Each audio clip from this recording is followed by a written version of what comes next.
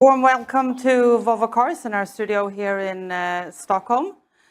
Before we kick off the day, I just wanted to share some practicalities. First of all, we have the emergency exits behind you. We have restrooms right over here in the corner on this floor, and then we have restrooms on the second floor as well. This meeting is live streamed. Those online, you have a little chat box just below the stream. You can start posting questions. I've seen some of you have already started. That's great. You can do that throughout the whole session today. So, jumping into the agenda for today. In just a short bit, you'll hear some introduction remarks from our CEO, Håkan Samuelsson. Thereafter, we'll dive into the commercial approach. We'll do a quick look into the product strategy, as well as cost savings and synergies. After that, we'll take a short break. There will be some coffee downstairs. We'll get back into the room, and we'll dive into the EX60 and learn more about the tech behind. We'll then end with a session together with Fredrik, our CFO, on the pathway to higher profitability. After that, Håkan will do some ending remarks, and then we'll head into the Q&A. So make sure you have all your questions ready for the end of the session. And as a final treat, we have a lunch downstairs after the session, and you'll be able to mingle together with the executive management team. So with that, a warm welcome, and I'll hand over to our CEO, Håkan Samuelsson.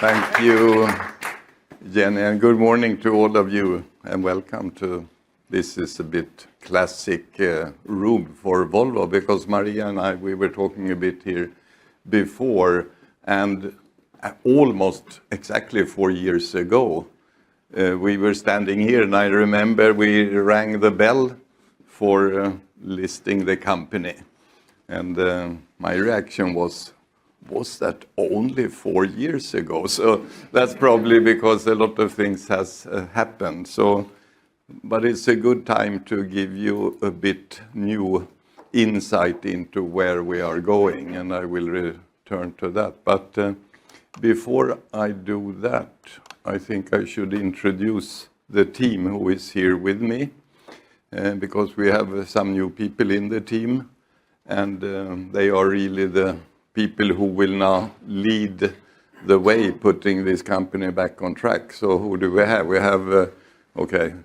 this is no special order. So, but Erik Severinsson, he's now head of the commercial operations.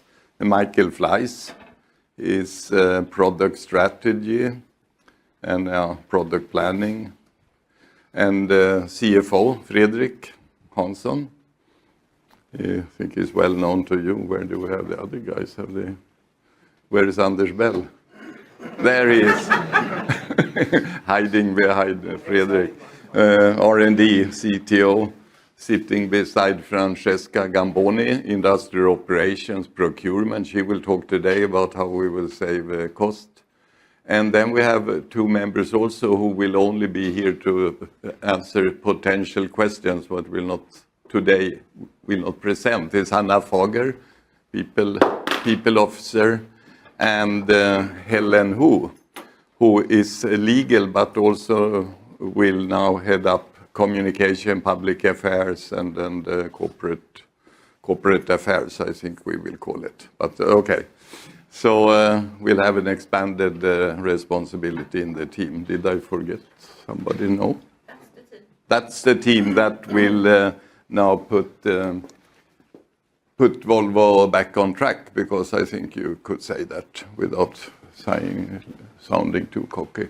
And what did we do? We started in April, then we presented a turnaround program. We need to rapidly come back to better performance. We presented the 18 billion cost and cash program, which you saw already in Q3 is now starting to deliver a bit faster than we thought, to be honest. We, after summer, then changed a bit course and say, now it's time to start focusing on top line growth and sales. And we reorganized our commercial operations. Erik then came in leading that. And Erik, you will, of course, today tell us your ideas how to revitalize and turn around our commercial operations. That's very important. And today we come then to the third step, which is updating our strategy.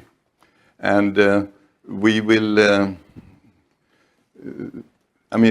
say first, the reason for all of this is really so define a steady course forward for the company.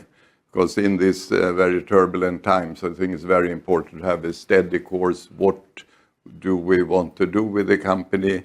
And also securing continuity when it comes to succession. So we need now a strong team. So that's one of my mission, really, to build a team that knows exactly the course and can do that without getting nervous and losing traction in the future.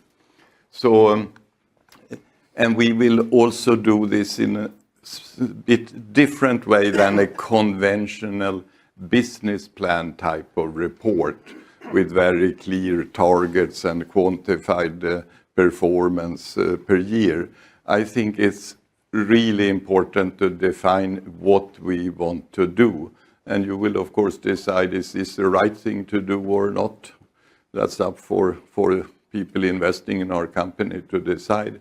But I think it's really important to define this is what we want to do and that you are right on that. And then, of course, I think we should also give you indication what could the value be of these different blocks that we're going to talk about.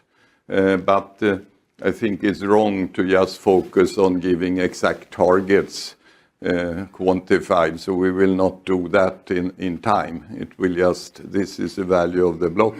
It will materialize in the years to come. I think that's much better instead of focusing on target and then going out doing more of the same. That will not deliver anything.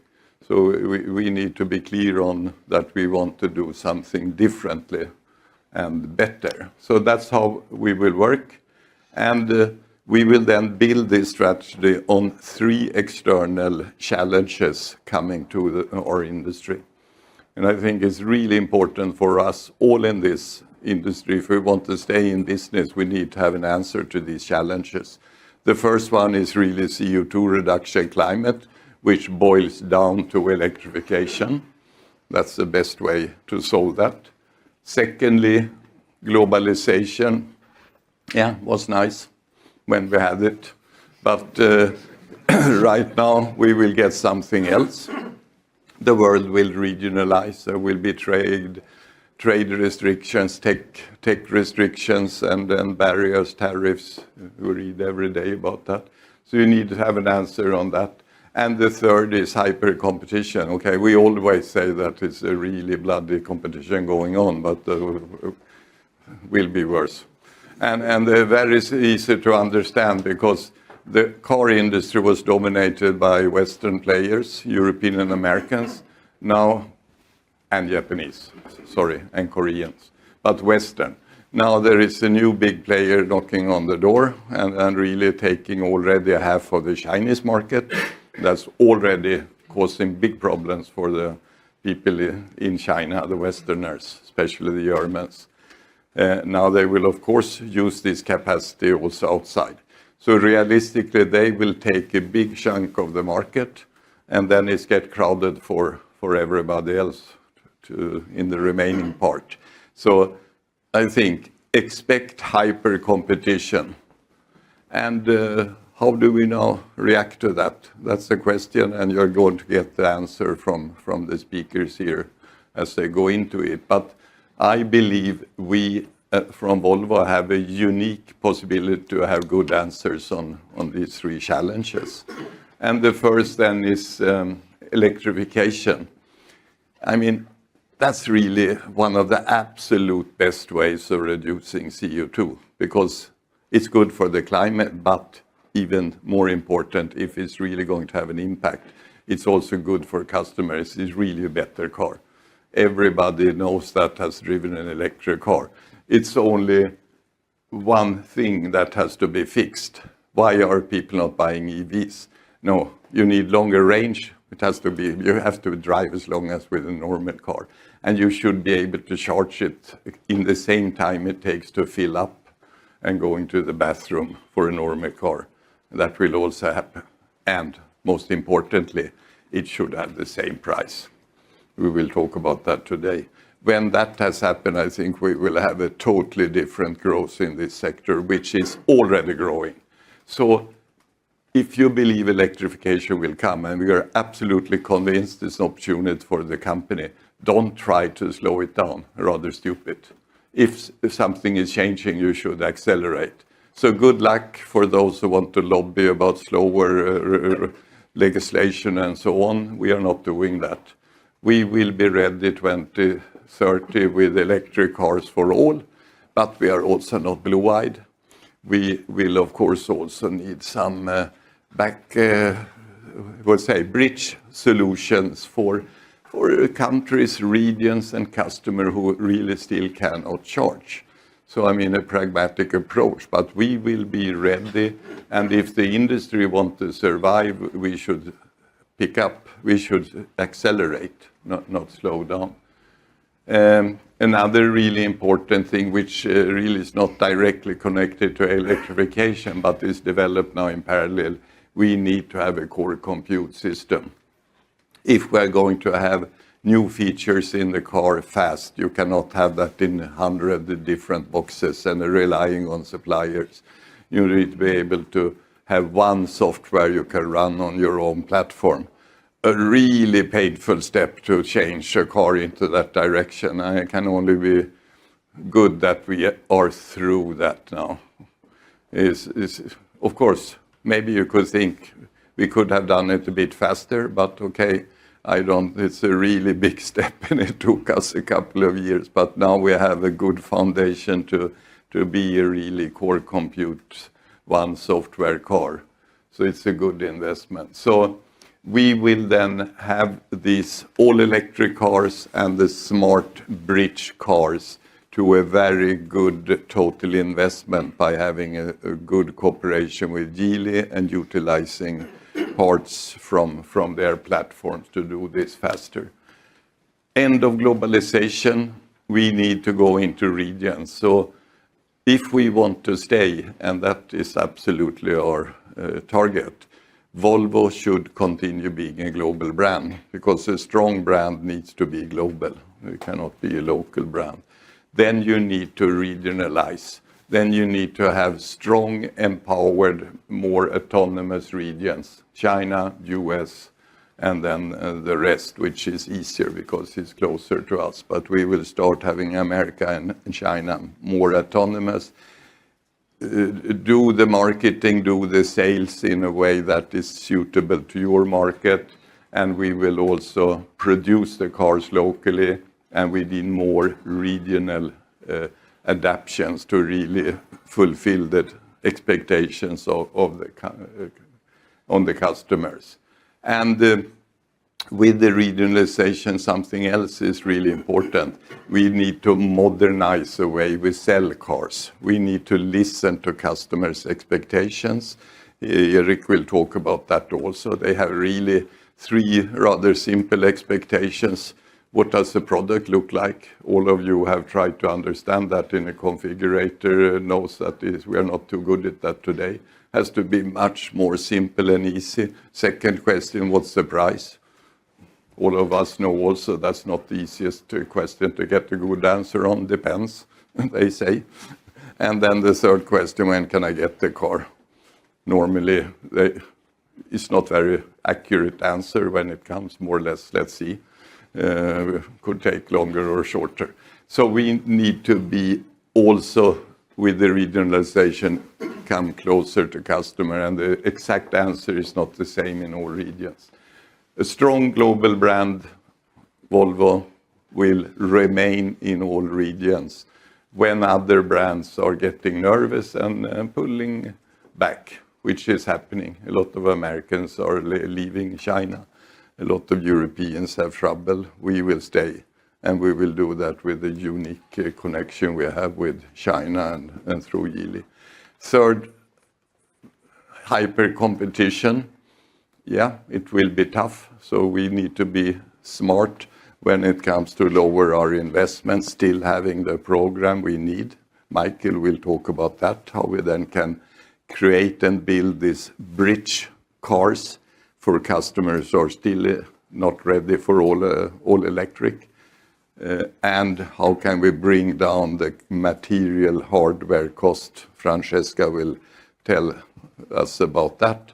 And I mean, getting access to the absolutely lowest cost structure in the world, which is a supply net in China. It's not that easy just to go there and knock on the door. But through our connection with Geely, we have, of course, an absolutely unique opportunity to get benefit from this very low-cost supply network. And very important, I mean, we will have a lot of modularity, common parts on the hardware. But when it comes to software and critical semiconductor components, it's a no-no, of course. There we have to live with a totally regionalized setup. China for China, software and semiconductors will not be the same, very different. But in the West, we will have totally different software and components. And to summarize this is, other people think that the Chinese is now the enemy is coming in, will make life difficult for us. We are, of course, not in that situation at all. We could, with our connection with Geely, this, I think, will be seen, and we realize that also, but I think from outside it will be seen more and more as a strength for Volvo to have this unique relationship with the new, very tough competition coming in. For us, it's not just the competitors coming in, it's also our partners. So that is really where I wanted to lay the foundation for the discussions. How are we going to answer these three challenges? What is our answer? And for that, we should go a bit deeper. And then first stop in the journey is with Erik and the commercial organization. So please, Erik, take over.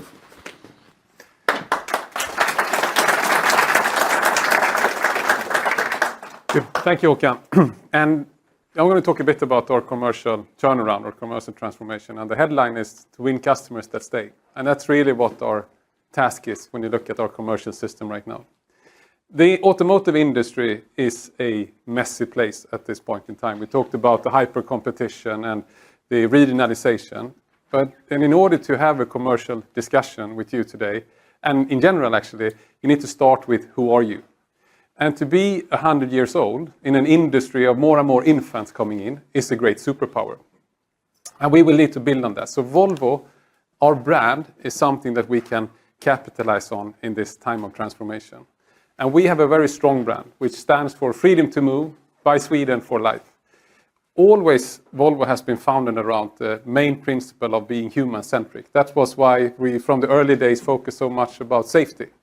And that is why we are leading on electrification. And that is also why we're using technology to improve people's lives and not just putting in technology for the sake of technology. And our Scandinavian design is wrapping all that up. So when we go out in the world, Volvo is a global brand. And that is a great asset to have when we want to drive this transformation. The messier the automotive industry will be from a commercial perspective, from a brand perspective, the more important the brand values and the brand recognition will be. So that is our foundation for our commercial turnaround going forward. And then when you talk about how we want to drive this company going forward, there's really two things which we are building our strategic change on right now. And that is to have two thoughts at the same time in our heads all the time. We need to perform here and now, drive profitable growth, focusing on the next day, the next week, the next month, the next quarter, the next year. If we don't do that, from a volume perspective, from a cash generation perspective, from a profitability perspective, everything else is basically semantics. But at the same time, we need to also have a transformational agenda. We talk and mentioned about electrification and also finding new ways of reaching our customers, offering them modern ways of buying a car. If we don't manage to have both these things at the same time in our heads, we will not succeed in the future. So our future strategy is very much now built on these two words, perform and transform. So let me talk a bit about growth. And the path for growth will be for Volvo Cars through electrification. Now that has been debated or being discussed. Is electrification really happening? And is this really the right strategy? Well, no matter which type of data you look at, and you probably look at more data than I do, the only thing that is growing within the automotive industry is electrification. This graph shows the premium market, is the latest S&P numbers, divided by region, showing the forecast from 25 to 2035. I could have taken any other forecast institute data. It will show the same thing. It's divided on BEVs and non-BEVs. And what you can see here, and the forecast is always a guess, but what you can see, of course, is that the only thing that is growing is BEV, and the rest is shrinking. And this is actually even including PHEVs on the bottom half, which is an electrified car, which up until 2030 also will have some growth, which we're also betting on. So for 1% car brand like us, with a strong brand global recognition, the path to growth is to bet on the growing segment, not on the shrinking segment. So yes, electrification is the right path to growth for Volvo Cars. And if you take that then, and how do we then materialize that into our product portfolio? Our brand is a promise given, our product is a promise kept, we say. And then we need to have an offer for every Volvo customer. And this is in a transitional period, and now I'm showing the SUV lineup on the large SUVs in Europe. So this graph basically shows that our current offering we have in the market here and now, and the XC90 petrol, for example, has an 18% market share in the large SUV segment. It's number one in that segment among the petrol cars. The PHEV version of the same car, 22% market share, also number one when it comes to PHEVs in that segment. And the EX90, which we have maybe talked about all the problems for so many years about it, that is currently already number two in its segment at the 23% market share with a strong retail order growth right now in Europe. So when we succeed having an offer for every customer in a segment where we're trustworthy with the brand that everyone believes in, we have a fantastic track record of being successful. So our way to growth going forward and succeeding here and now is to replicate this from a product perspective in more segments. And then we have one issue, right? We lack a car. So if you look at this page is showing our total portfolio of SUVs. You know about the 30 cluster, EX30 is doing very well in its segment. We have the 40, both ICE and BEV, the 90 I talked about, but we have a gap. The biggest car segment in the world is mid-size SUVs. The biggest electric car segment in the world is mid-size SUVs. And we haven't had an offer.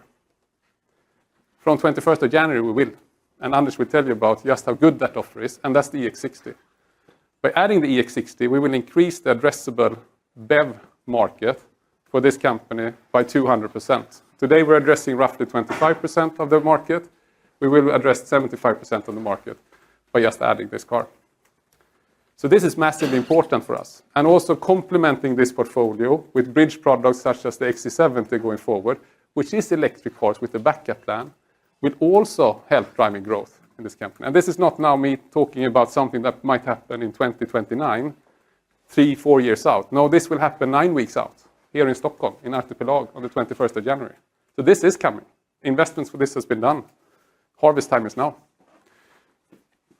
So I'm very confident about that we will have the right lineup. But is there a demand for BEVs right now?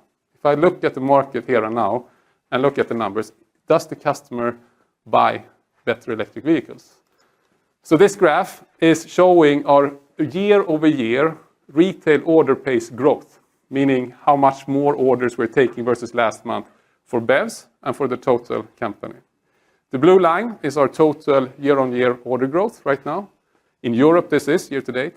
And the red line is the BEV order growth. And as you can see, there has been a shift from, I would have loved to say from September and onwards, but it's actually happened before my time, so it's already in June.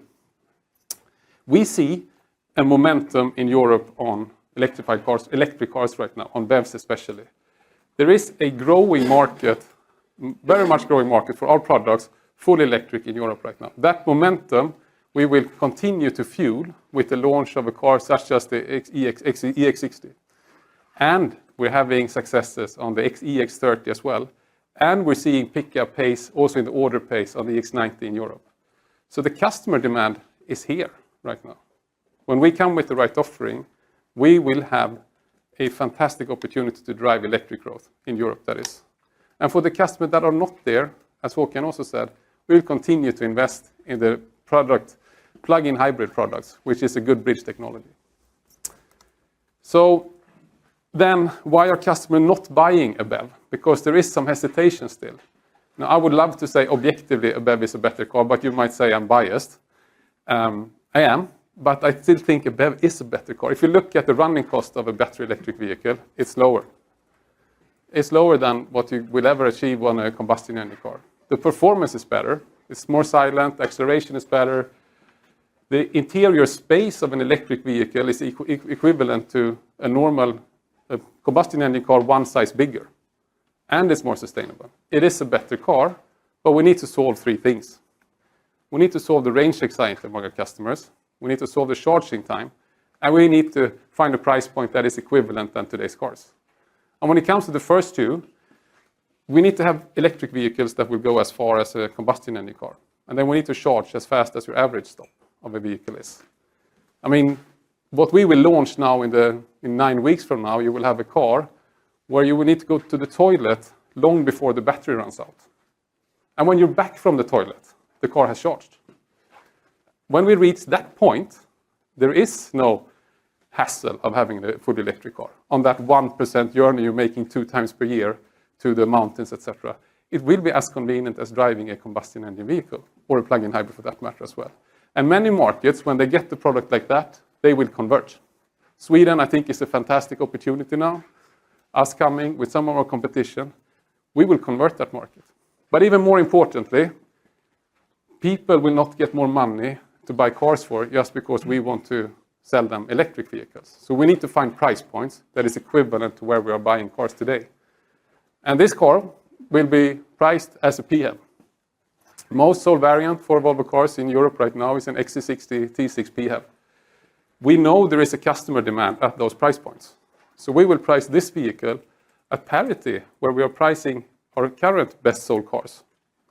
And we will do that with a better margin. And Anders will explain to you how we will achieve that and how we will achieve the cost benefits of our new electric vehicles. But when we have these three problems solved, I don't see much reason, to be honest, why I shouldn't drive an electric car.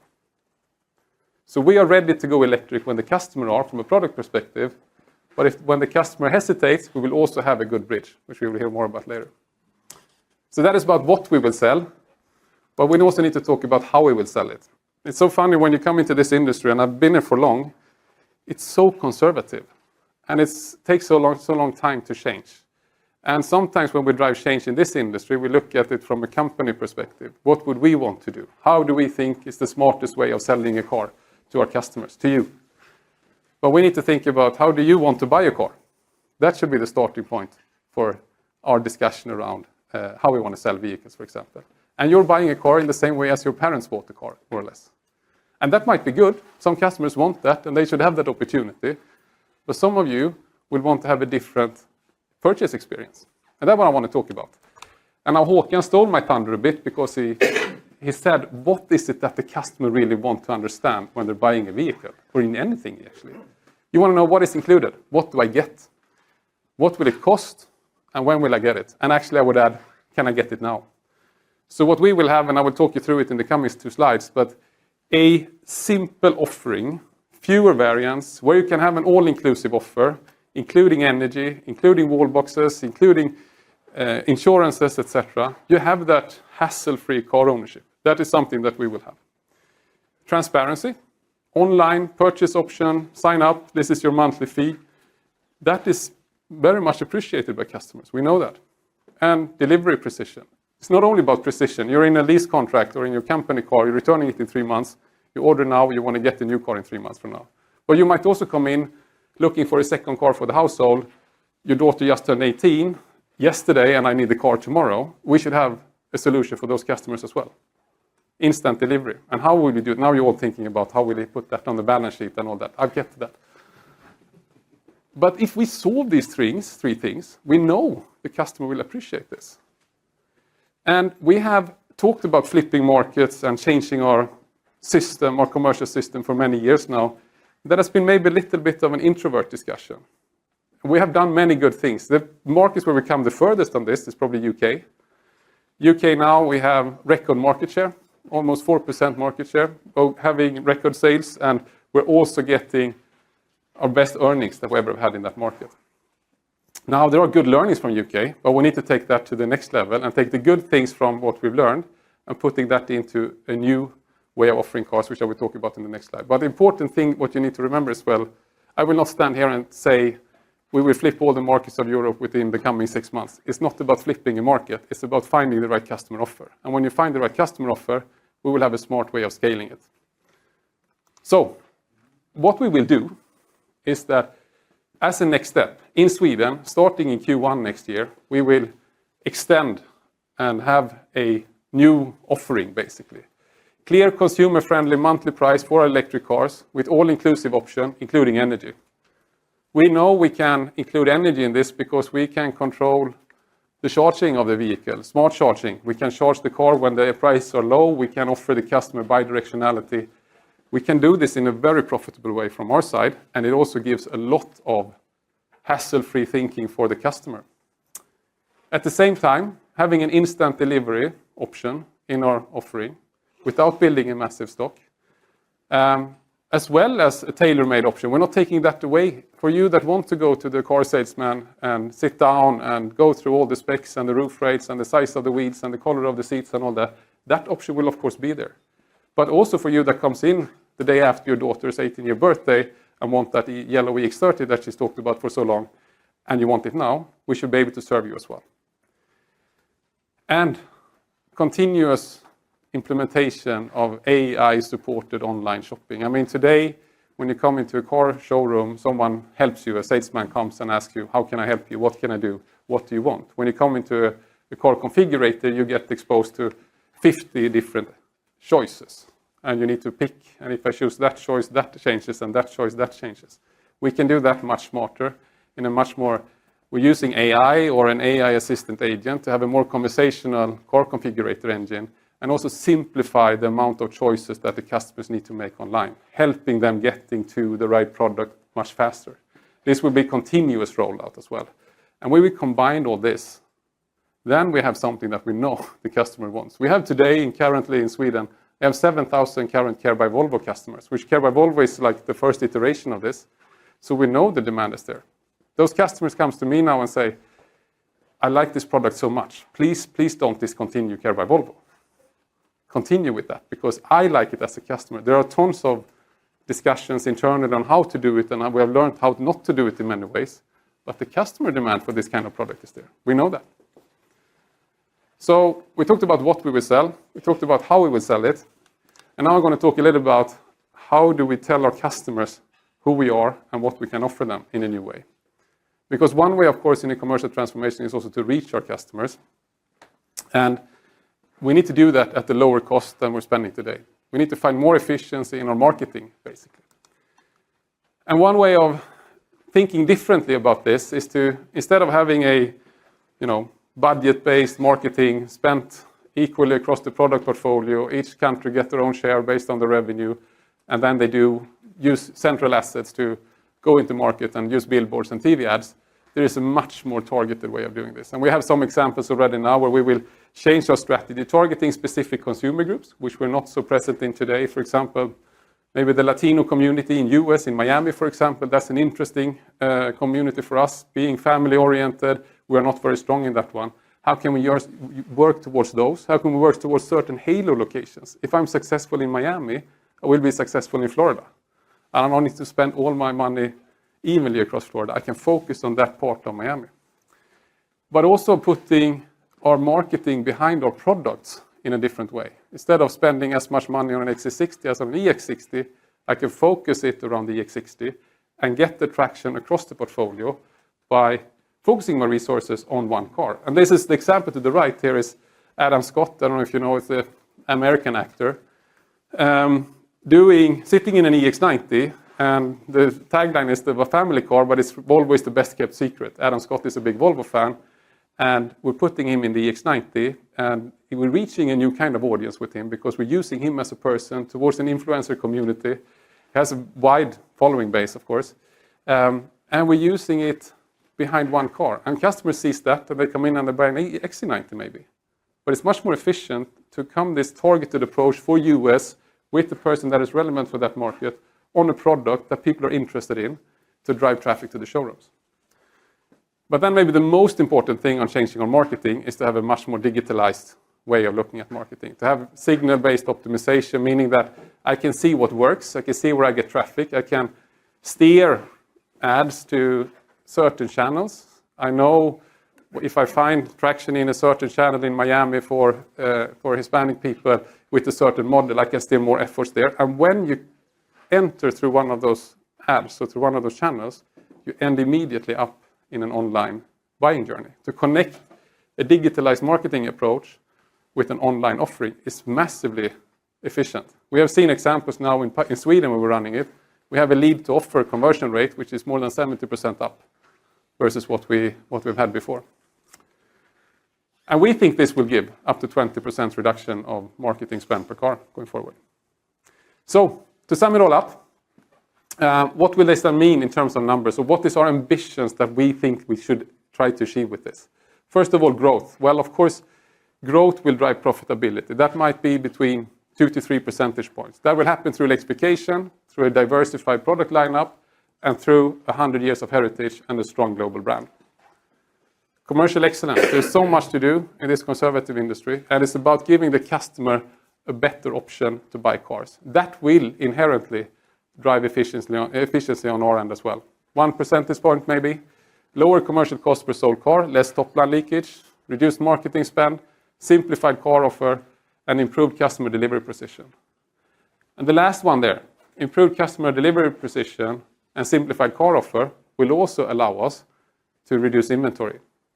So we can reduce inventory by having a central stock. We can use that in an off-balance setup with the parties we have in the markets today. But that is enabled by having much fewer offers, fewer variants. If I have 50 variants instead of 500,000, it's much easier for me to predict what cars I need to build to get into a customer even before the customer has ordered the car. So basically ordering cars from pipeline by a drastic reduction of variants.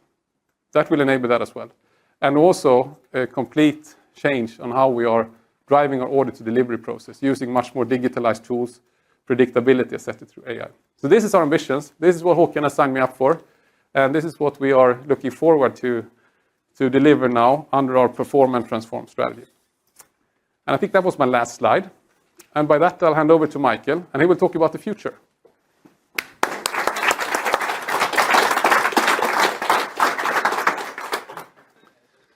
Yeah, good morning also from my side. I'm Michael. I'm heading the product and strategy team in Håkan's management team. And I've started 2 months ago after Håkan called me and wanted me to come back because I was at Volvo before, but I was sometimes away. But now I'm back and I'm so happy to be back in this team. I will talk about our 5 pillars for our strategy. The first one is fully electric is our future. And it has been and it will be even more right now because we have now products which are even more profitable than our plug-in hybrids. But we need to cater for our customers who are not ready yet for transforming into a BEV, so we will increase our bridge to electrification. To become more profitable, we will work even closer with our colleagues at Geely and harvest on the low-cost supply chain and on the speed of to market with our colleagues from Geely. Fourth pillar is regionalization. Håkan talked about it. We will separate our markets into Americas, China, and then Europe. And the last point is core computing. A really strong software-defined vehicle which Anders has created on the EX90, but even better now on the EX60. So starting with electrification. Electrification is there, and it's the fastest growing market in the industry. And we will be on it more than our competition. This is a great opportunity for us, and we will be very successful in that. And we are transforming faster than any of our legacy competition. On this graph, I show you competitor A, B, and M. And you see on the dark blue, that's the BEV car share, and in the light blue, it's the PHEV car share. And you can see clearly, Volvo has in the past, based on registered cars, outperformed this competition. And we will grow even further and even stronger in this market, and we will grow in this market profitable. But electrification has slowed down a little bit. And this graph is demonstrating that. We call it tipping points. So when the BEV curve is intersecting with the ICE curve, and the dotted lines are forecast 2 years ago, and the solid lines is the current forecast from S&P. You can see that the tipping points are changing. But still, as Eric said, it's the strongest growing segment is the BEVs. So to summarize this one here, BEVs are growing the strongest, ICE is decreasing, tipping points have changed by 2 to 3 years, and we need to find a solution for our customers who are not ready yet to buy a BEV. So how do we do that? First of all, we have a fantastic lineup of electric cars. You see the EX30, 40, EC40, ES90, and EX90, and you see a preview of our EX60 here. So the taillights, you can see how it looks like. And 21st of January, you will see the full car and see the full potential. And as Eric said, Anders will talk more about this fantastic car. So we have a fantastic lineup in the biggest profitable market in the world. With the EX60, we will increase even more market share because that is the biggest selling car in the world, the D SUV segment. And with our EX60 priced on a PHEV, we will make even more money than with a PHEV. So, but we have customers who are not ready yet. So our transition to BEVs from 20% to 100% will probably take a little bit longer. And for our customers who are not ready yet, we need to find a solution. And our solution is to, first of all, sensibly invest into our SPA1 and CMA products. So we will have significant design changes and hardware changes for all of these cars in the next 12 months to refresh our best-selling products on SPA1 and CMA. But then the bridge to electrification. So how does it look right now? We have started in the very past with pure ICE cars, then mild hybrids, plug-in hybrids, and then BEVs. And this bridge is not long enough. So what we will do now, we will first upgrade our PHEV cars, as I said earlier, with these CMA and SPA1 cars. But then the big news is we will create the second generation of PHEV cars. These cars will be like a BEV. They will drive like a BEV. They will have the infotainment like a BEV. And they will feel like a BEV. But you have a backup engine for customers who are living in an area which is not ready yet with the infrastructure and they cannot charge, or for customers who doesn't want a BEV yet. So I cluster our customers in three clusters. One, customers who are transformed. They are already here. Customers which will be transformed. They might buy this car here, drive it, enjoy the BEV feeling of that car, and probably fill the car up once or twice a year. Next car will be a BEV because they enjoy so much a BEV. And the third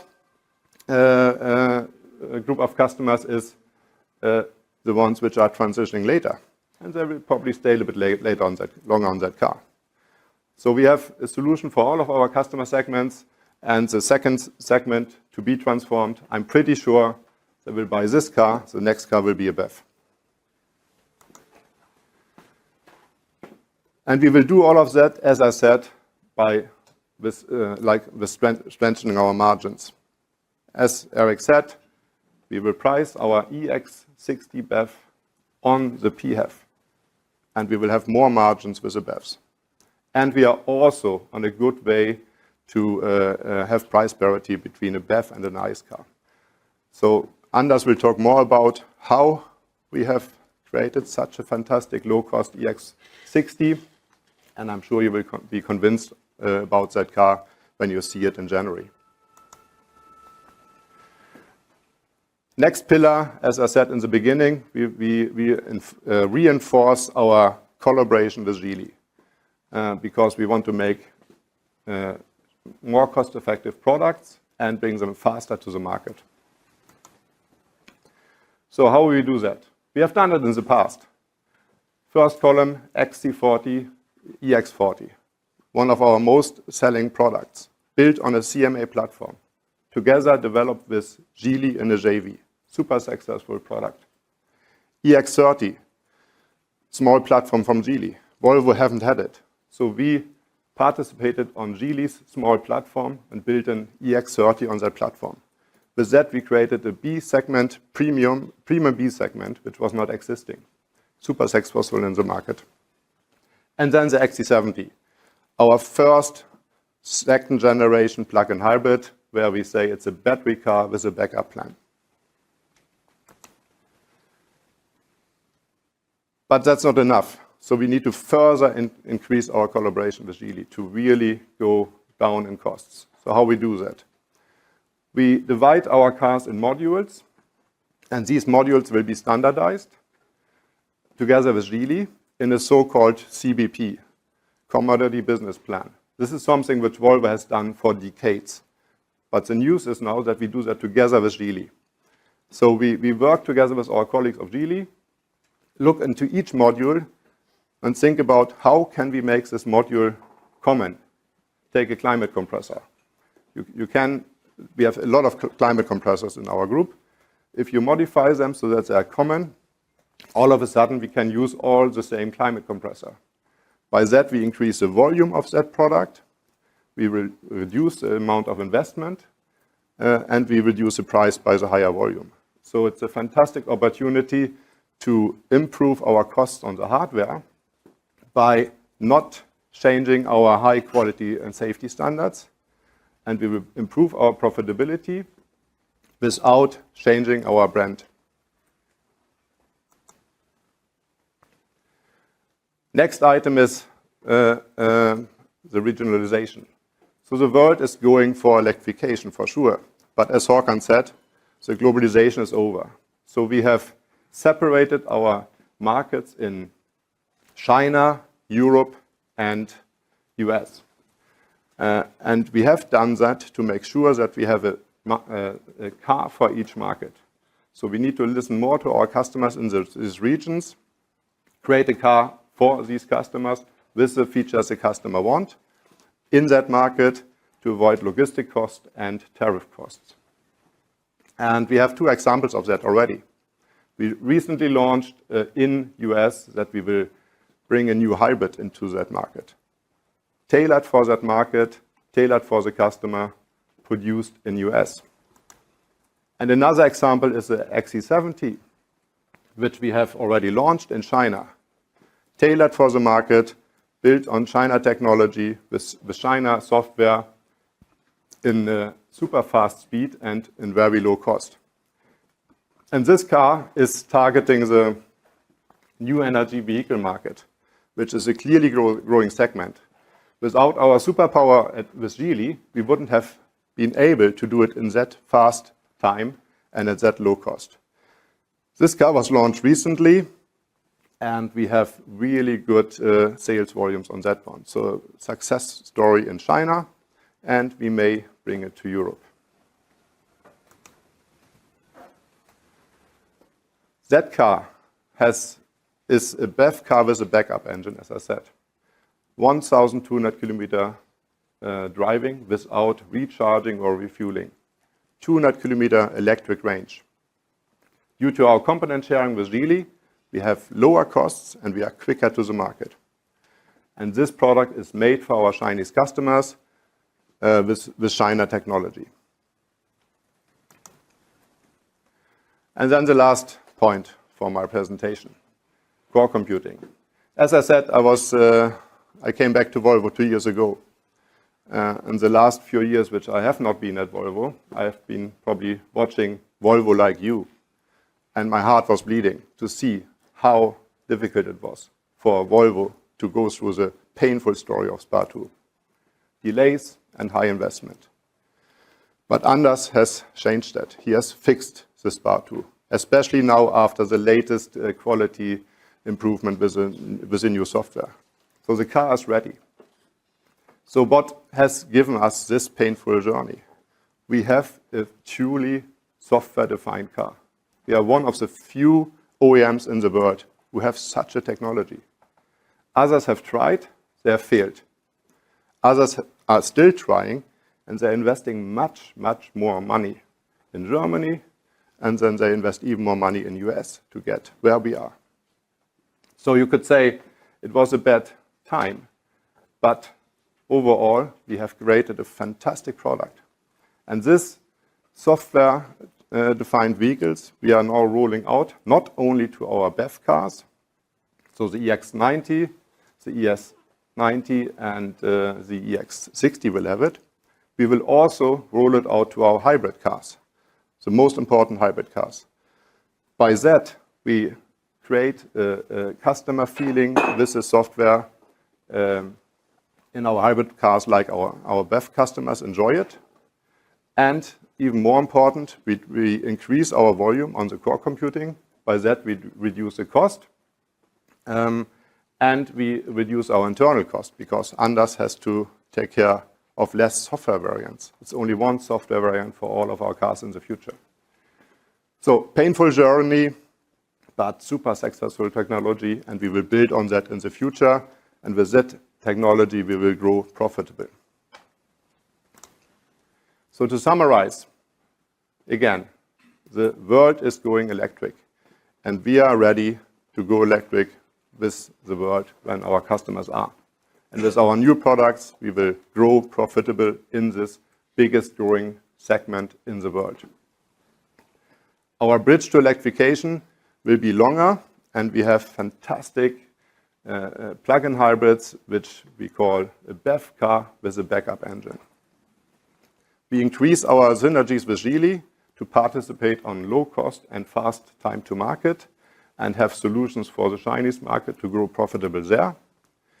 Our regional approach is targeting our customers even better in the markets, Americas and China, and we will avoid logistic costs and tariff costs. And again, the core computing system with one software track. So really reduce the cost of the software internally and create a better product for our customers, not only for BEVs, also for hybrids. With that, I hand over to my colleague Francesca. And she will talk more about how we do the cost reductions. Yes. Good morning. I am Francesca Gamboni, Chief Industrial Operation Officer at Volvo Cars. Basically, I oversee procurement, manufacturing, and supply chain. So in a nutshell, I oversee all the variable product cost. And this is exactly what I'm going to talk to you about today, is our variable product cost. And I hope I'll manage to transfer to you how we are confident that on the product cost, we will do a step change in our cost competitiveness this year, in the following years, by leveraging our superpower, what we call in procurement our superpower, which is being part of the Geely Group. So again, as said, I will explain you the ways we will do it. So I think you'll understand that is a concrete way of working that is going to bring value to our way the way we are working. I will start by saying how we're going to do it. So basically, we have 5 levers that we use in order to leverage this this step change in cost competitiveness. we go through leveraging scale, and I'll go through each one of them, and you will see that is absolutely concrete and that there are real ways of doing, and the benefit is enormous, is really huge, and especially the benefit is unique, because we are the unique car maker which is capable of accessing this great opportunity, which is the Geely Group. So starting with the first areas, the first way, leveraging scale. So what do I mean with leveraging scale? Well, it goes by itself that if you go in front of a supplier with 700,000 volumes or with 3,700,000, it changes. You enter from a different door and you have a red carpet instead of entering from the back door. So that's obviously goes by itself and is obvious. But also, we are in the BEV world, we are playing together with the third BEV biggest producer in the world. So that also changes the relation that we have and changes how important we are in front of the supplier. So that obviously doesn't need any explanation. But that's not the only advantage that we have.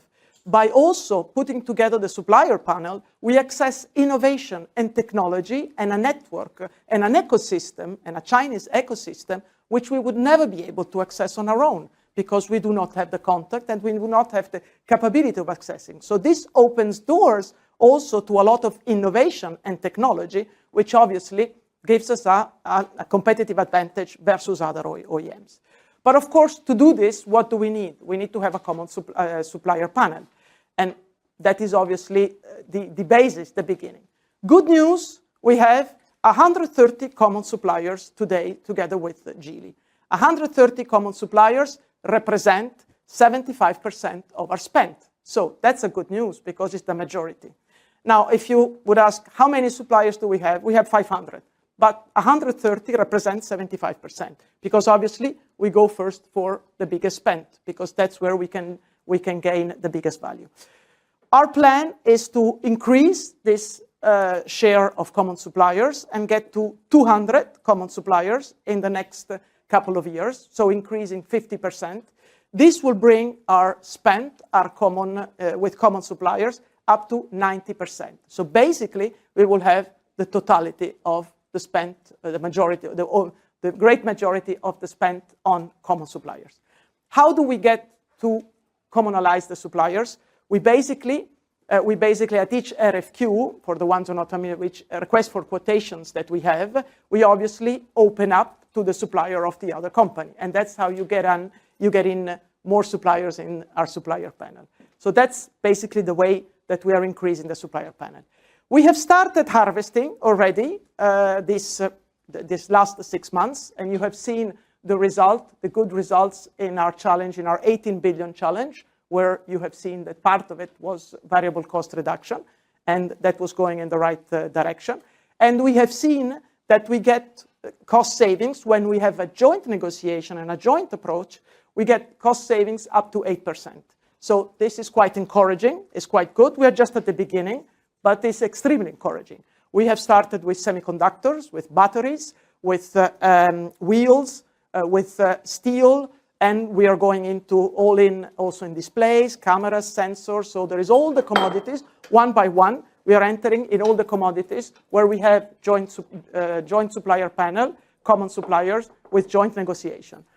Doing joint negotiation is, and again, for the people who know the procurement, is not only advantageous because you have a bigger role in front of the supplier, but also because you can share should cost. Now, I'll explain what a should cost is.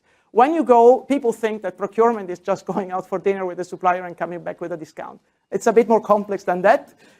Basically, you need to be prepared. So when you go to a supplier, you prepare and you come with a should cost, meaning what would be the cost that you think the supplier can reduce by introducing a number of improvement. And because you are competent in manufacturing, in procurement, in supply chain, so you study what are the areas that you are going to challenge your supplier with. And of course, every car maker does the same. But if we can share together with Geely the should cost, so challenge the should cost, they have other ideas, other bases, other references, other ways of doing things. So it would help us having a more complete should cost. Having a should cost which will allow us to challenge even further the productivity and the competitiveness of our supplier. So that's the second advantage. And that's the first areas, the first lever. And we have 5, but maybe I'll take less for the other ones, but still, I hope I'll manage to transfer how important these are and what is the opportunity behind it. Cost benchmarking, what does it mean? So we have tiered down our XC40, XC60, ES90. And we have looked at what are, and compared costs, and look at what are the opportunities. And as my colleagues also have repeated, we will never compromise on safety, sustainability, and quality, never, ever. But there are still some very good opportunities that we can identify by comparing solutions, by comparing costs. And of course, you could say we could also tear down a car of one of the ABM competitors that we have. But again, you can tear down, you can compare, but you don't have ideas of what the cost is and where the opportunities are. And of course, you can find opportunities, but not as much as if you can really deep dive on what the solutions are and where the opportunities are. So that's another great opportunity, and I'm at the second one. Third one, culture and best practice sharing. We are, as was mentioned also by Michael in terms of time to market, we are not comparing only the product, but we are comparing together with, we're benchmarking together with Geely also processes. So how they are doing things compared to us. And again, it is a fact, I mean, it's not only a legend, it is a fact that the Chinese speed, it's a reality. The Chinese are faster than we are. And they're faster because in some ways,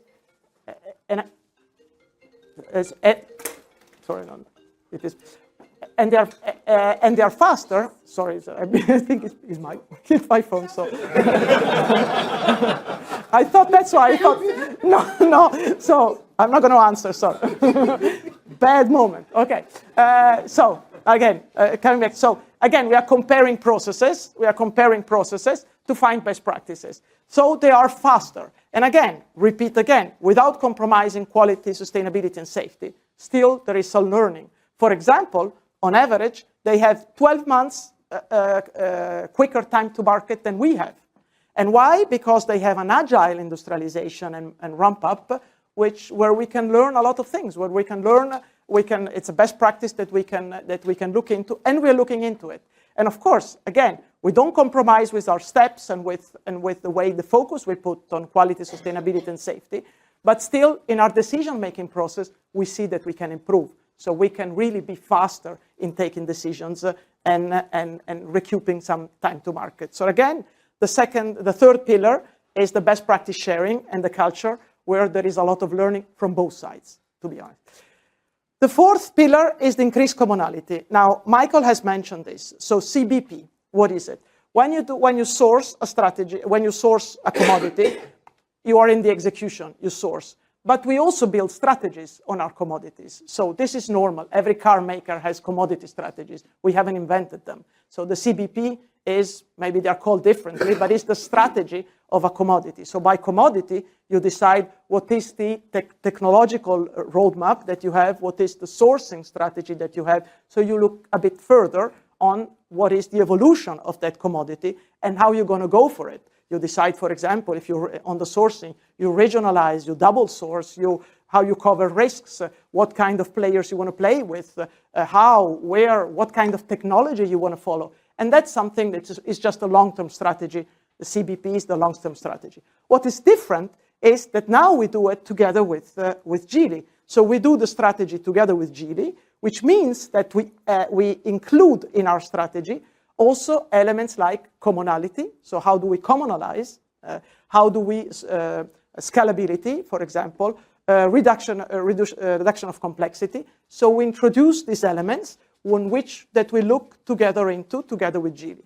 Now, what is the advantage? Now, from a procurement perspective, I explained you why is an advantage to go to the supplier with a bigger volume, but maybe different parts, but I'm a more important customer because I have a bigger volume.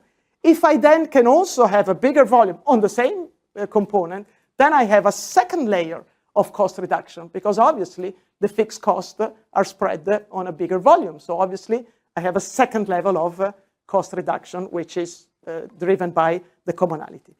Last but not least, resilience. That is a very important topic because, again, we know disruption is the new normal. I mean, being supply chain, in the past, nobody knew who supply chain manager were, and now today they're raising at CEOs levels, and because everybody realized, oops, it's important, it's an important job. I mean, a supply chain manager, I had the question down at the coffee, supply chain manager wakes up every morning and says, what's gonna fall on my head today? Because every day there is a disruption, every day there is something somewhere. There is a war, there is a ship which gets blocked in the sea, there is geopolitical tensions and trade and shortages, you name it. So of course resilience is very important within the operations. And resilience is all about finding alternative solutions, is all about agility. And if I want to resume it in a nutshell, it's all about when shit hits the fan, it's all about what kind of alternative solution you can find in order to continue your operations. And that's about the rule of the game in the last decade, because again, disruption is the new normal. If you can count on solutions coming also from a different side, obviously you're more resilient because you have alternative solutions, the ones you can think on, the ones you can access, but also the one Geely can think of and can access. And also in terms of reserving capacity, if we, for example, mention semiconductor crisis, which I think everybody has been affected, if you can reserve capacity together with another player, obviously you lower your risk, you lower your tied-up capital and risk. So again, resilience, being part of the Geely group, is quite important. So to resume, again, we're working on 3 pillars. The first one is with Geely, is on the strategy. Again, I spoke about the CBPs, I spoke about the fact of building a common strategy by commodity. The second one is about execution. So I spoke about joint negotiations, joint supplier panels, and this is how we go for it the day-to-day. And then I'll say a few words on the steering framework, on the management framework, because this is also important. Because again, synergies, and this is, I mean, I have long experience on it, should not be at call, should not be a one-off. So I arrive, I do big task forces, big synergies, harvest, and then that's it. And then the companies continue, and they go back as they were before. Synergies means getting at the best cost competitive position, and then staying there. Staying there means that all the best cost positions are at birth. They are not at call. It means that we conceive them at the best cost competitive position. And to do that, we need to have a management framework, a governance that allows us to do that. So in a nutshell, we have now a governance and a management structure that allows us to do this. A few examples, for example, we have match pairs, means that at every level of procurement, we have a match pair who works hand in hand, Geely and Volvo. Second example, we have divided all the suppliers with one unique lead. Either the lead is Geely or the lead is Volvo. And that's extremely important when you have one face, because if all these kind of, I mean, I have a long experience to know that coordinations, they are kind of weak, they don't work. There's one face needs to be in front of the supplier. So that's we spoke about, we have also negotiation waves. So 4 negotiation waves per one every season. We go together. Joint hackathons, for example. Hackathon is where you generate ideas, where you put cross-functional, all the cross-functional, and the brains start, you brainstorm and you start generating ideas on how you can reduce cost. Every company kind of has them. We have them joint. So more ideas, collective intelligence, global intelligence, not only European, but so different way of seeing things and generating ideas. So these are all areas on which we are working together. And then again, common supplier choice committee. So every time we have a choice committee is once you have at a certain point you nominate for a new business a supplier, then you have a committee where you decide, yes, from all the different cross functions, yes, this is the right suppliers for criteria A, B, C, D, E, and we all agree on it. And now we do it jointly. So again, different perspective and ensuring that we are commonalizing the supplier panel. So it's concrete, it's really concrete, and they are real actions. We have started the harvesting now We have started, and again, you have seen some results already in the 18 billion, let's say, challenge, which is where we are ahead of the game, and variable cost reduction was one of it. And we have a lot to harvest more going forward.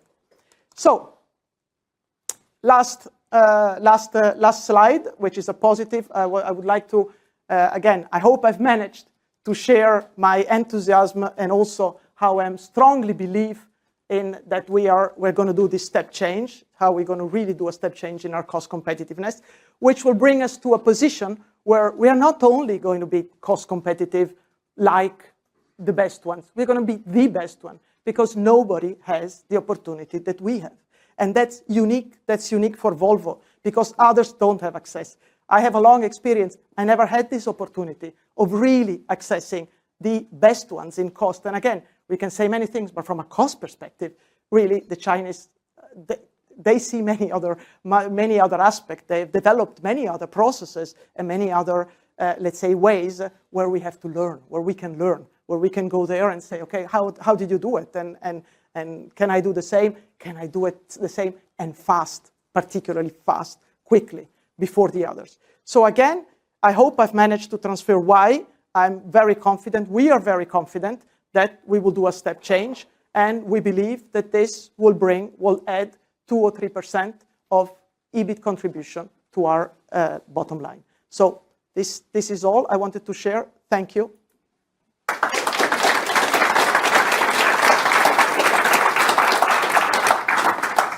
Super. So now we have a short break, 10 minutes. We have restrooms here, restrooms downstairs, and some coffee. So a quick break, and then right back here, and we'll continue with Spa 3. Thanks.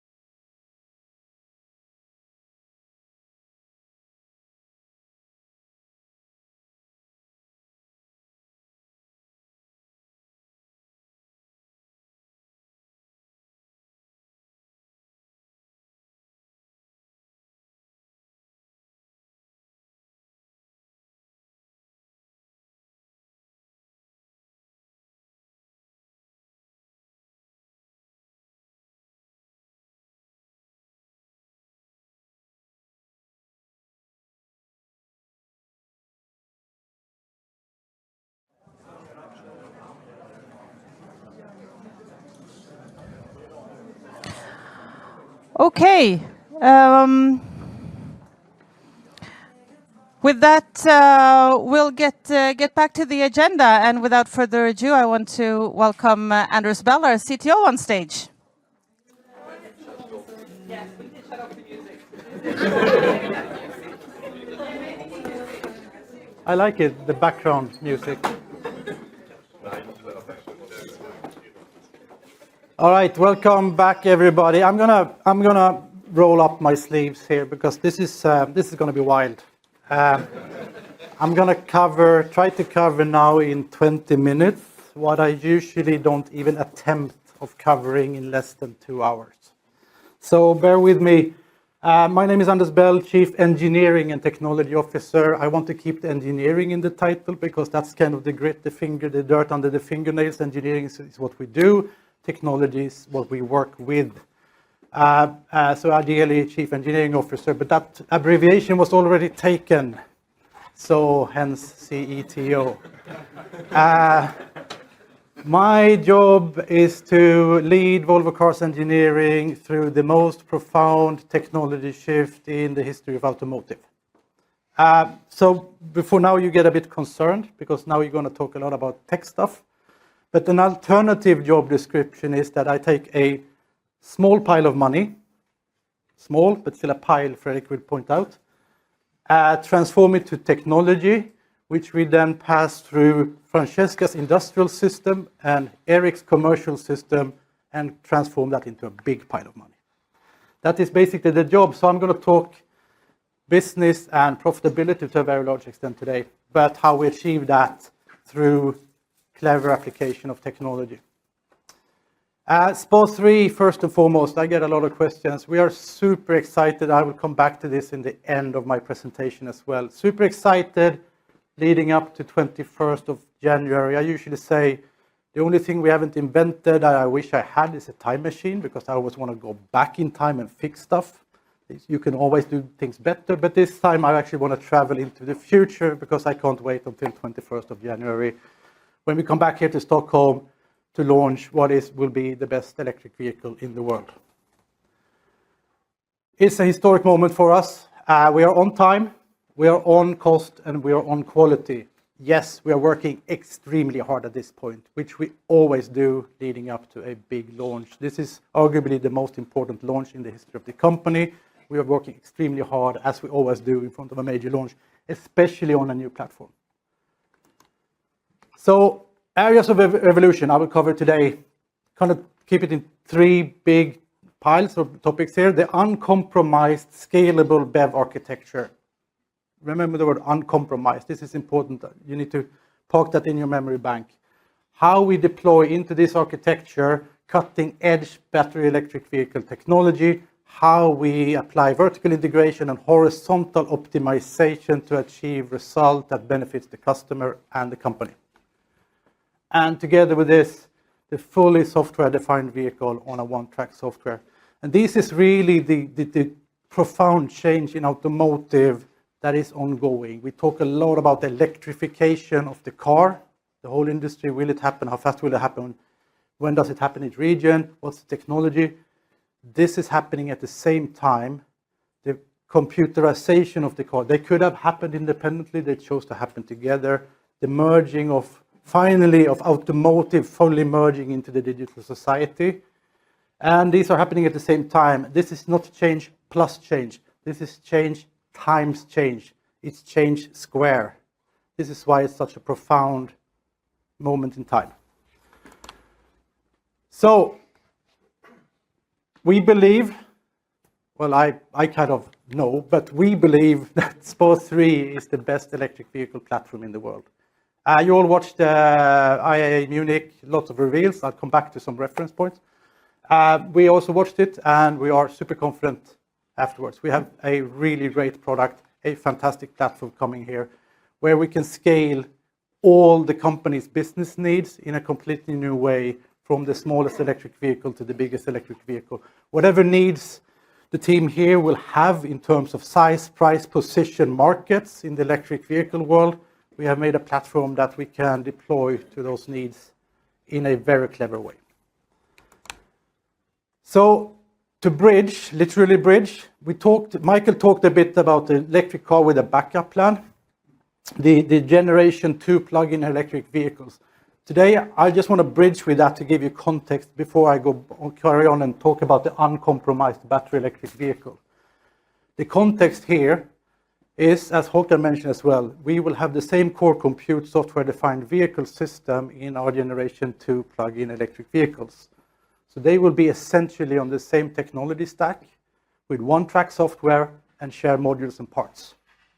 So these are designed in the same context, in the same tech stack. So that's how you need to view the plug-in generation 2 technology that we'll be talking about. This will provide us with peak effectiveness, cost scalability, modularity, upgradability. Let's pause on upgradability for a while. Why is upgradability important? Because we need to, in this fast-moving, hyper-competitive automotive industry, we need to make sure that the cars rolling out of the factory every day is competitive over time. We cannot let them degrade over time and then we replace them 5, 6, 7 years later. We need to continuously upgrade with the latest evolvement in technology, efficiency, cost, customer satisfaction every single day. Proof point, we are now in 2 weeks away cutting over to the 800 volt system on EX90. The 800 volt system which is launched in the ES90.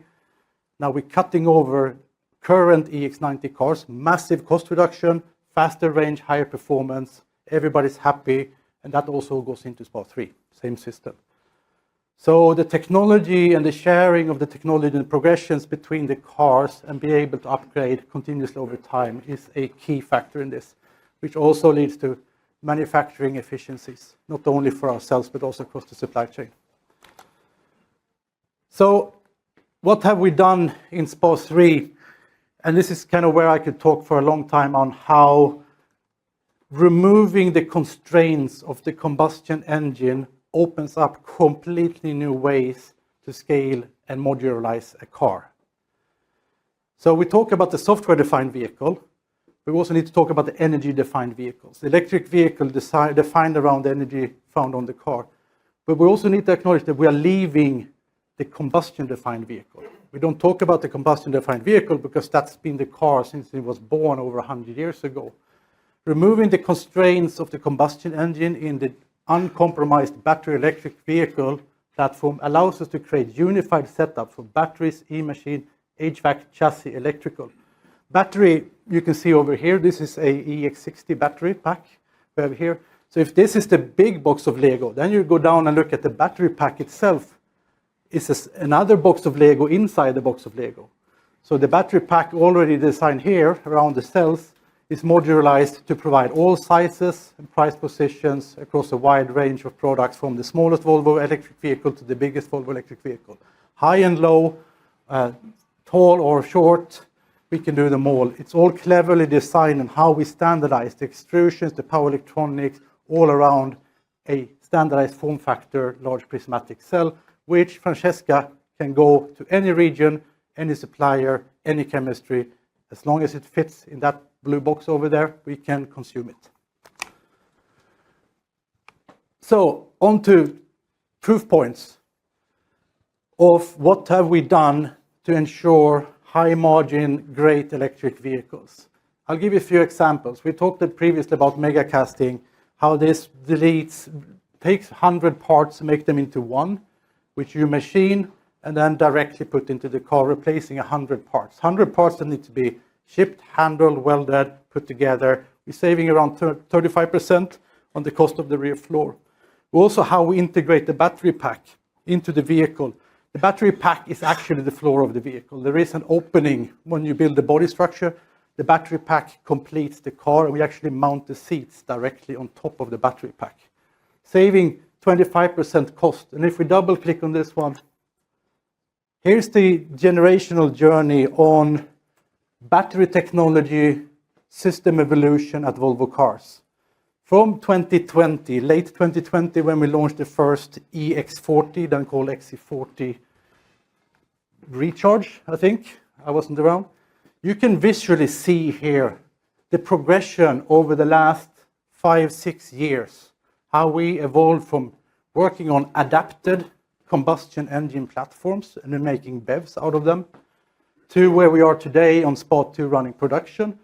Massive step in cost reduction per kilowatt hour, going up in energy density, increasing the total pack size, the capability. We can make larger packs. We don't need to fill them all. Reducing our CO2 footprint and taking out 40% charging time from where we are today on the 800 volt system. That's over the course of a few years. Then we take another step. Now we are truly designing on an uncompromised battery electric vehicle architecture, and we find completely new ways to design. The simplicity, you can visually see here how much more efficient it is. Another 25% of cost on kilowatt hour level.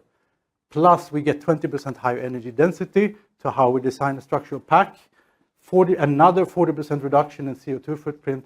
Another 15% in charging time. I think we're going to increase that even more. I got some good news yesterday. So this is the S-curve of how we improve performance, improve range, improve charging time, and get costs down. Completely breaking the traditional automotive equation and breaking the cycle of being stuck in the combustion world and embracing all in on electricity. Next example, thermal system or HVAC. Here I didn't even put Gen 1 because that would be a combustion system, kind of apples and pears. Gen 2 here is 2024 launched, a SPA 2 EX90 system, very good thermal system. Look here what we've done for Gen 3 in SPA 3. 35%, 20% cost reduction, which is like on a thermal system that's been around for not 100 but tens of years and just continues to optimize. Taking a step like that is unheard of at 50% improved cooling capacity and 33% lower energy consumption. So you get a 20% lower cost. You get 50% better cooling capacity. What does that mean? It means we can pre-cool or preheat the pack, so you can have faster charging. It also means we can keep the cells in the optimal durability temperature quicker, so we can guarantee the lifetime of the battery will outlast the car. It's all these little things. 33% lower energy consumption, you get much longer range. That will be evident when we launch the EX60. This is a key contributor to how we can achieve that range. Third example, drive units, another core key technology for a battery electric vehicle. So this is Gen 1, perfectly good first generation. 2 years later, we replaced what we launched in CMA 2020, late 2020. 2 years later, we replaced the first generation drive unit with our first in-house designed drive unit and cut over into the model year 24 for CMA cars. 16% cost reduction, 45% increase in torque, 30% up in power, slight up on weight, which was acceptable. 6 percentage points of efficiency. I'm going to stop at it. So we're talking about 86% efficiency, 91, 93. That's overall efficiency. See, I'm gonna take a little detour. When we talk about efficiency and electric cars, so I'm going to do pop quiz. So if you have an electric car, let's say 85 kilowatt hour battery pack, which is kind of average for a pretty long range car, you're fully 100% charged. It's been on your home charger overnight. You go out in the morning, it's 100% charged. You're like ready. What did we say, Ben? Happy as Larry, and ready to take on anything that comes at you that day. You have all your charge apps and everything. If you're traveling far, you know exactly where to go. Do you know how much energy you have in that pack translated to petrol, expressed in liters? I don't expect anybody to know. You will have around 9 liters.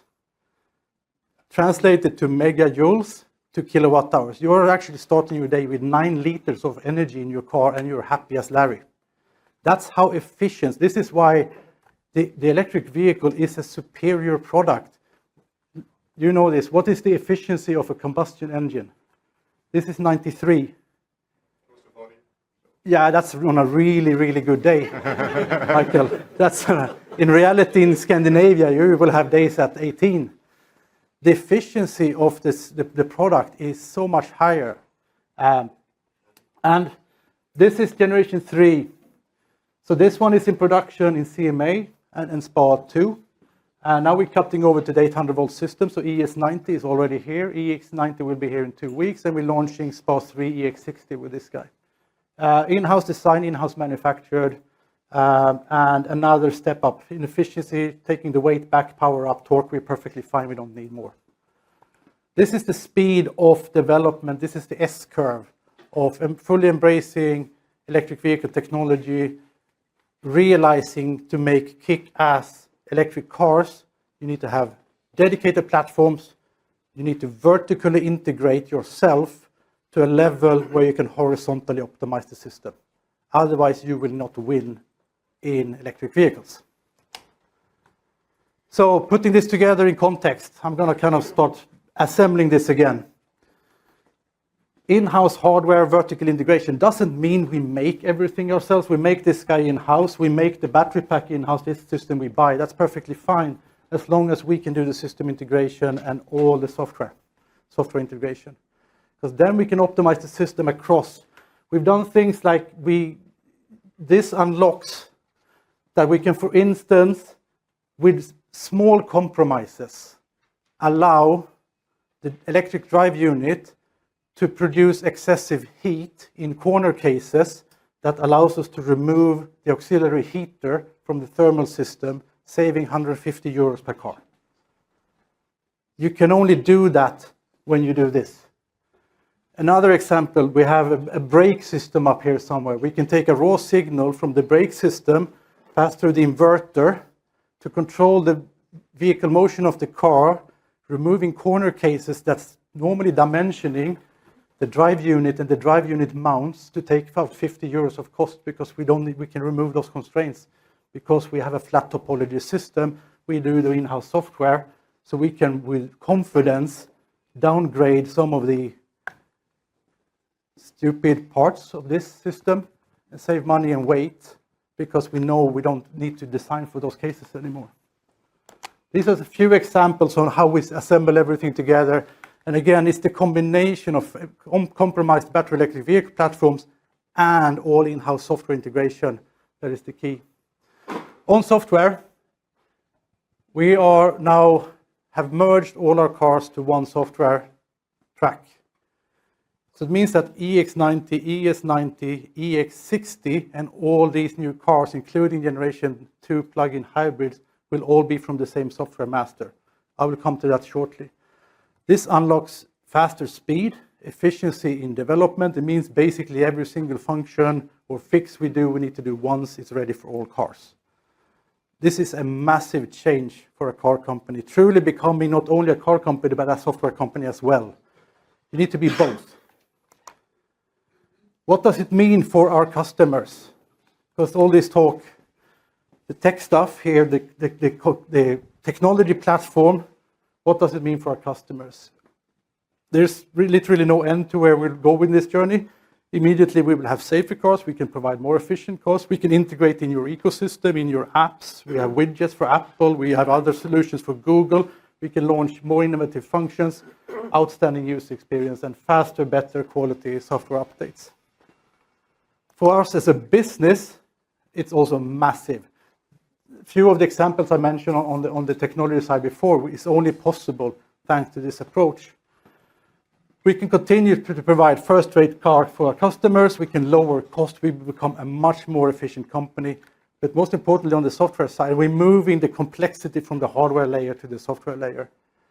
And most importantly, all the development in the software realm will be accumulative. Meaning what we do tomorrow is built on what we did today. Meaning that what we do in 5 years, which I have no clue what we'll do in 5 years, I know it's going to be awesome, will be built on all the stuff we've done the next 5 years. We will build new functions on top of the capabilities we launched. There will be new functions on top of the combination of functions we already achieved. And how does this work? This is profound. Having one software master where all the developers, signal database management, all the improvements and new features goes into one master, and where we, through configuration management and signal databases, can steer the right software module to the right car, right market, right customer, is a massive change for us. Super hard to master, but once you're there. Then you have the platform. We are going to structure this into 4 major planned releases per year. But this is not just releasing for the EX90. These are releases that goes to the entire fleet. So all the cars on the road, all the cars coming out of the factory, and all the cars that are on the drawing board that we have yet to reveal are getting releases from the same master. 4 times per year, 2 of them align with our big factory cutovers, which happens in Q4 and 2, but all with meaningful upgrade for the customers. Of course, we can do hot fixes in between. We really don't want to do that, ideally, but of course, we can always do minor tweaks and fixes in between, but 4 meaningful releases per year from one unified master. Very few car companies have come to this point. It's super hard to master, it's super hard to get there, but once you're there, now we can polish the machine. Now we pressure tested it so much, so now we have a true diamond here, and now we know exactly what great looks like. And we are going to keep polishing every single facet of this diamond for the years to come. So, in a nutshell, SPA 3, uncompromised battery electric vehicle. It's on time, and cost and quality.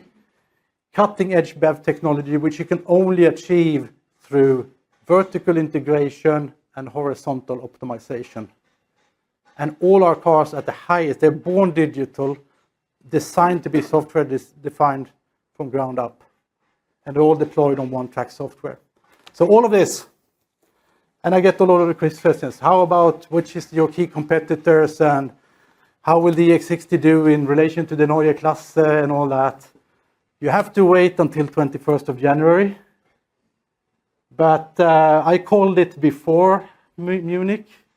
Håkan said it afterwards as well. We have something really, really great coming here. Behind this smiley is, these are traditional automotive metrics, but we have all the reasons in the world to smile here. We have the Neueste Klasse, EX60. We love a good competition, all the respect for what they've achieved in Germany here. We really thrive. And as also I think Håkan mentioned, we love the fact that there are more choices for the customer, and we love competition because it keeps us on our toes. But we have a real winner coming here, not only in a spec sheet, but as a total integrated product. All right, that's it for me. Thank you very much. Handing over to Fredrik.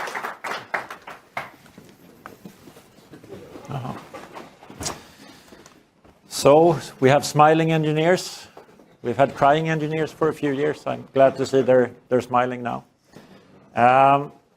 So now we've heard the strategy in a lot of different areas. And I'm going to try to sort of summarize what that means for us in terms of financial potential and what our pathway to higher profitability and cash flow generation is. And I'm starting with recapping a bit, because our pathway that we've talked about now for a couple of months stays same on the highest level. It is about electrification, regionalization, and profitability. We believe that we are extremely well positioned as the world electrifies, and we will use those opportunities. And we are also bringing down spend to secure that profitability comes regardless, from the 18 billion cash program and beyond. And the 18 billion program is a bit in the near term. That's what we're promising for 2026. We've talked about this a lot. I talked about it in the Q3 report just a couple of weeks ago. But in short, we are executing, we are ahead of plan, and it is already now helping our financials. But today is not about the near term. Today is about the longer term. So I want to talk about what that means financially. And as Håkan said in the beginning, this is not about providing guidance or a detailed timeline as to when we reach what profit, but we are showing the fundamental pieces of our strategy. So we want to show what that means in terms of structurally building a more profitable company. And our strategy builds a company for long-term value creation. We are building a company that should structurally achieve higher than 8% EBIT. We are building a company that should generate very strong positive cash flows. And if I jump into each of these, starting with EBIT, I want to sort of size a bit the strategic opportunities. What are these building blocks or puzzle pieces that we talked about, and how much will they contribute to bottom line as compared to where we stand today? And starting with what Eric was talking about, profitable electrified growth. We see a 2% EBIT improvement potential from electrified growth. And I think the key word there is electrified, because we're talking about more profitable electrified products. Growth is a factor, but not the key factor for our profitability here, to be noted. We're doing that by expanding our offer. We're doing that based on SPA3, which we believe is the best BEV platform in the world. And we're also extending our bridge to electrification with groundbreaking second-generation PHEVs, starting with the electric motor and adding a small combustion engine as a backup. And I think this is an important point, so I'm going to sort of make it again, because we are extremely well positioned for profitable electric growth, and it starts here and now.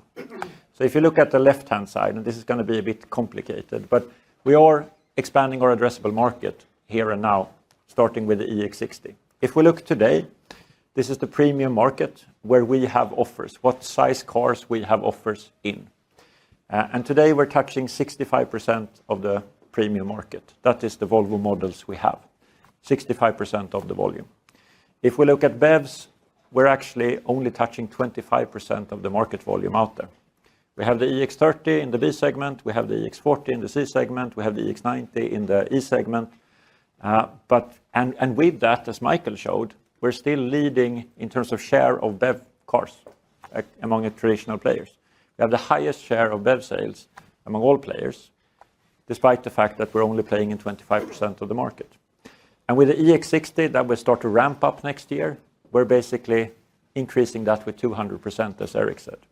We're going from 25% addressed market to a 75% addressed market, because that is the most important segment in the world. It's the Tesla Model Y segment. It's the most important segment for Volvo. The XC60 today is by far our best-selling car. We haven't even had an offer, and next year we have. And it's a very beautiful, we haven't shown the car, beautiful rear headlights, and more to come. So the pie is expanding. And when the pie is expanding, we're quite confident that we have good opportunities, because the right-hand side shows what we have done with the pie we had before. This is our track record looking at year-to-date data in the premium segment. If we look at all cars, Volvo has an 8% market share globally. If we look at BEVs, and in the BEV segments we sell, we actually have twice the market share. We're at 17% market share. And on PHEVs, we're even 3 times larger than on average. That means that our brand, as Eric talked about, is extremely well positioned for the electrified future. We're punching really below our weight in terms of offer, but we are taking significant market shares in relation. And this is sort of the cornerstone of our strategy, right? We want to be a bigger company as the world electrifies, and we are already on that track. This is year-to-date data. Now we're expanding the market, which means new opportunities. In terms of addressing the market, we need to do it with the right product. And as we said, we believe we have the best EV platform in the world. The engineers are smiling on the left-hand side. I'm also smiling on the right-hand side, because as Eric said, this is now priced as a PHEV. It's actually affordable. You don't need to pay more. But we will get better margins, hence I'm smiling. The customers will also smile, because you also get better features. This is a better car, better performance in basically all aspects. More to come on this on January 21st. This is not the reveal of the car, but no, we're a bit too excited to not share this with you now. Second pillar in sizing this is synergies and variable cost reductions. And as Francesca alluded to, 2 to 3% cost reductions. This is about executing on the structured way of working we have already established. And the big opportunity is then the hardware collaboration with Geely, basically the 3rd largest BEV player in the world. And also tapping into China technology and more local China products without large investments. And I think this is such a unique point for us that it's worth double-clicking on, because we have something extremely unique in terms of access to China cost, China scale, and China technology for China. Geely is the best player to be with. If you look on the left-hand side here, this is the current year-to-date ranking in terms of global market shares on BEV sales. So Geely has, as a totality, 10% global market share. Slightly less than Tesla right now, but Geely is also growing at 25% a year. That is scale. Francesca talked about what scale gives you. You cannot find more scale than this, especially not in China. And that means that on a global level, we work on hardware. Software, we keep East and West separate, but on hardware, we have 75% common suppliers in terms of spend, and we're increasing that. We're now working through that to get the cost savings out, and Francesca showed some examples of what it can mean. The other important point when it comes to controlling investments is that Geely has scale in Eastern technology for China. A Chinese consumer uses a different infotainment system. They have a different voice assistant. They have different apps. They have different ADAS systems. They have different AI algorithms. All of that we don't need to reinvent and pay for ourselves. We can piggyback on Geely for those products in China. And lastly, we can do more than that. We can share components and product and co-developed platforms creating cars like the XC70. And there's more to come to make real tailored products. And as Michael showed, taking us out of the traditional premium in China into the new energy vehicle sector, really competing also with the local Chinese with the latest and greatest China for China technology. Third pillar then, indirect cost reductions, 1% to 2%. And part of this we've already started. The cost and cash program we talk about is a lot about indirect. We've seen some of the savings already in Q3. Here the key is keeping fixed cost discipline, making sure that we leverage all opportunities not to grow our fixed cost base. And there's ample opportunities with AI and automation and making that flat. One big opportunity that we will start to leverage a lot more is what Anders talked about, one-track software development. We're also reducing hardware complexity, but on one-track software development, it's worth repeating, right? That will, on a cost perspective, investment perspective, enable a lot of synergies. We're now stopping reinventing the wheel. If we build a feature for one car, that feature exists in the other car. It's completely groundbreaking as compared to how automotive works. That means lower cost, but more importantly for the customers, that means that now we're out of the quality swamp, we can start to surprise and delight. We can build features at scale for all our cars and spend our time on that. And as we are basically one of the first 3 players to market with this, which already have now 2 products in the market which are working at quality, that means that we're past the learning curve. Super expensive and painful learning curve, but we're past it. Lastly, on indirect, we are doing a commercial turnaround. Part of that is also marketing efficiency and reducing our selling expenses, as Eric showed. So that all ties into that. We also have some headwinds, if you will, or negatives. Depreciation and amortization. We have invested a lot, and I will talk more about investments in a minute, but that investment will start to go online. So paying for the past product investments, paying for the very critical infrastructure investments we made into electrification and the first software-defined vehicle platform and the one-track software will take a toll on our margins. So if we look at the totality here, this is sort of, a delta from where we stand today. These are sizings to give you a flavor of the type of potential we see. These are not one-to-one fully additive. But what we are saying is that we are confident that we, with this strategy, will structurally build a company for the long term that is delivering more than 8% EBIT. So that was EBIT. Let's talk about cash flows. And I like them strong and positive. A big part of EBIT is, of course, helping cash flow as well. That will help improve the operating cash flow. So I'm not going to focus on that because I just talked about it. I'm going to talk about investments because that's more here and now. And when we talk about investments, we are now finalizing a lot of one-off infrastructure investments that will last for decades. What you see on this page are things that will have a return between 20 and 40 years plus. We're building a new plant in Košice, many dollar signs, but it's a BEV dedicated plant in the EU, which will be completed in 2027. Then we have that capacity, and that will stand there for 40 years. We're not building another plant next to it. We have cell-to-body, we have mega casting and e-motors. All of those Anders talked about. Those are building blocks into making SPA3 so cost efficient. But they're also quite big investments. But now we have done them, and we are finalizing them. So recapping what Anders said, 25% pack cost reduction, both on system level, but also on the actual pack, excluding the cells. We have mega casting, 35% reduction on the rear floor, a big component. E-motors, big component, 40% cost reduction. And then lastly, of these big infrastructure investments is the software-defined vehicle platform. It's really doing the base software to get the first EX90 car out, which we are now building on and will be working on the software on forever, I guess. Big, painful experience, big price tag, but it is done. And that's the key with our investments. We have a big investment mountain. We're coming down that mountain quite quickly. You saw the completion dates on the previous slide. This mountain is now behind us. If I look at a lot of our competitors, I would argue this mountain is ahead of them. And I would not want to be them.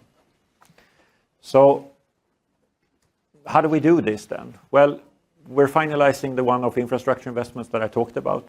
We will have structurally lower investments in a lot of areas. One-track software is one enabler for that.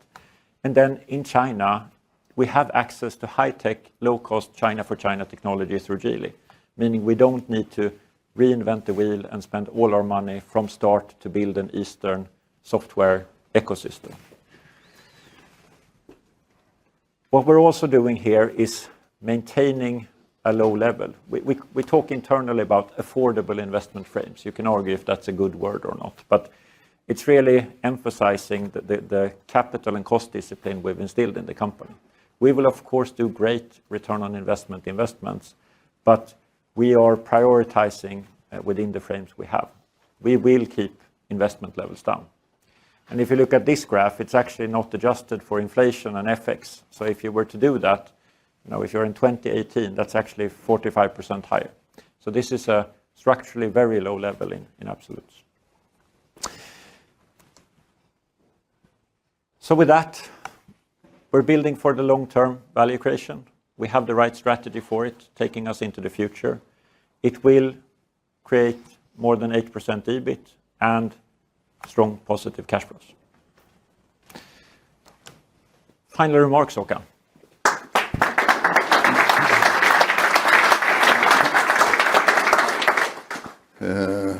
So before we go into questions, let me summarize a bit. I think we talked about the challenging future, the new really challenges which will come to all of us in the industry, and what answers do we really have then, and what unique answers, because just saying we will continue more or less the same, but we will try harder is not very credible. We need to define a way forward, and I think that's clear. And these are then really, I think, the most important 6 points.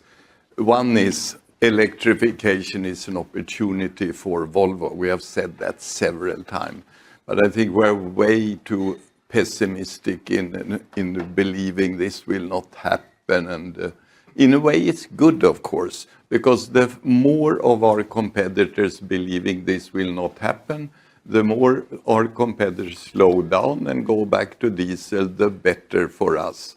But even, you saw the growth rate, even if it's a bit slower, totally irrelevant. We have a huge market, which is definitely big enough for us. And this is our opportunity to come out in a totally different pecking order than we were in the diesel and petrol field. And as you see, our Geely, our owner, is number 3 in the world. I think very few people realize that, way before Toyota, Ford, General Motors, and Kia. And if you believe in electrification is the future, you cannot wait until it's complete and then jump in. You have to jump in early, and we will definitely do that. But okay, let's have a bit hedging here also with the long-range hybrid generation 2. But of course, that would be enormously expensive if we started from scratch doing it ourselves. Okay, but then let's do that in a smart way together with Geely synergies. I mean, then we get this insurance in a very low-cost way. But the future is, of course, the all-electric cars. We will also remain a strong global brand. I mean, you talked about, Eric, our brand values. They are very global. I mean, there is no difference. Everybody in the world believe it's important with safety. They believe it's important with sustainability. It's important to have a company that's human-centric.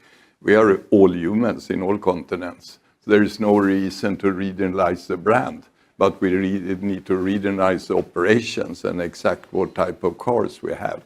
And that will secure that we will remain a global brand when many others will go back being an American brand or a European brand only.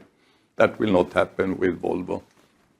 And then in this hyper competition, we have really, Francesca, you call it superpower, like Spider-Man or something. But okay, our superpower is this unique synergies, and I think you explained very well also this is not something you can start teaming up and say, let's coordinate our things, win-win. No, this takes 3-4 years to build up the trust and cooperation that is needed to have match pairs and have common sourcing and say, we take care of this part, you take care of that.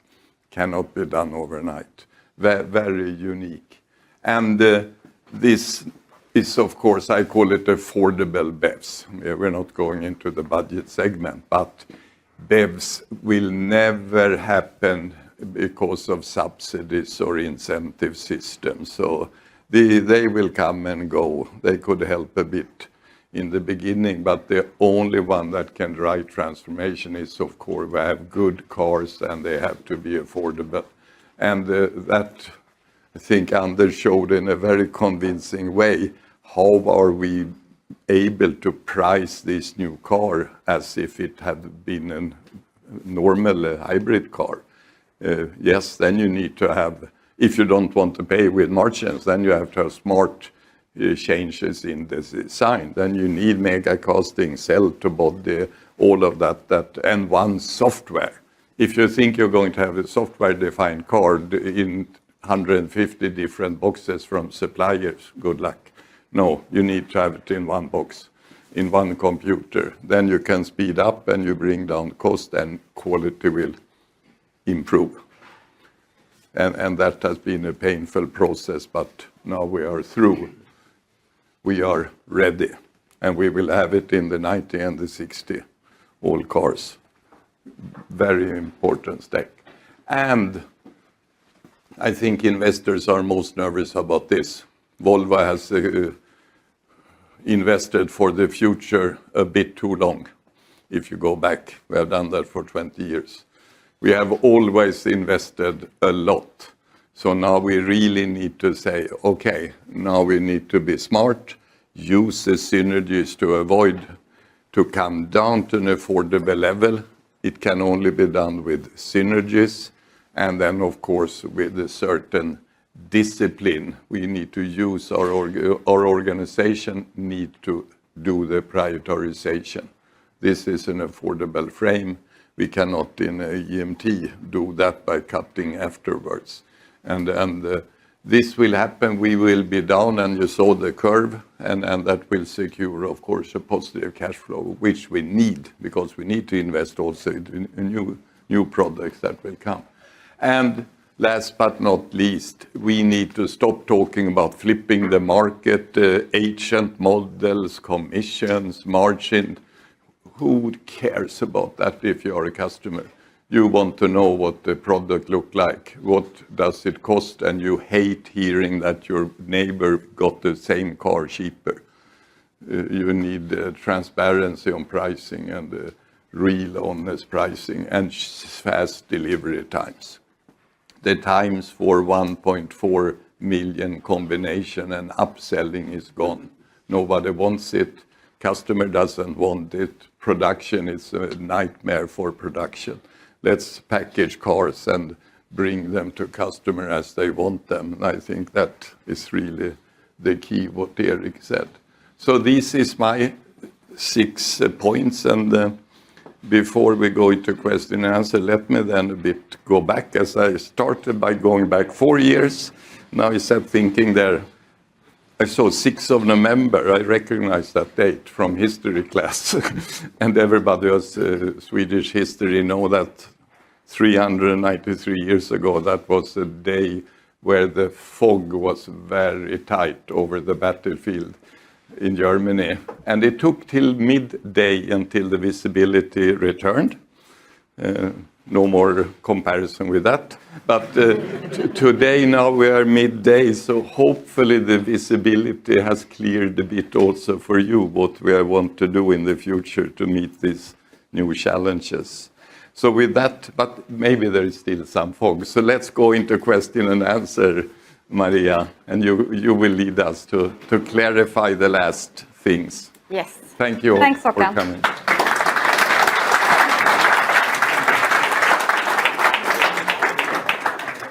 Great. All right, as all the speakers get ready to answer the questions, a small reminder to people who are watching online, there is a chat box underneath the screen where you can post questions. We will, of course, also take questions here in the room. I see a lot of people here already. But before we open up for the room, we released a press release this morning, and we have seen some comments on that. So I would like to start with that question for you, Håkan. So the early comments are then from the market, and it's based on the release. We said that we will see an 8% EBIT margin. When do you expect that to happen? That is the question. That is the question. And I think we have tried to answer it a bit. Let's summarize again. I mean, normally when we do this type of events, I think we have focused too much about targets and results, too little on what do you really want to do differently. Because I'm obsessed with more of the same will not be a success factor. We need to change, do something differently. So let's today try to focus on that.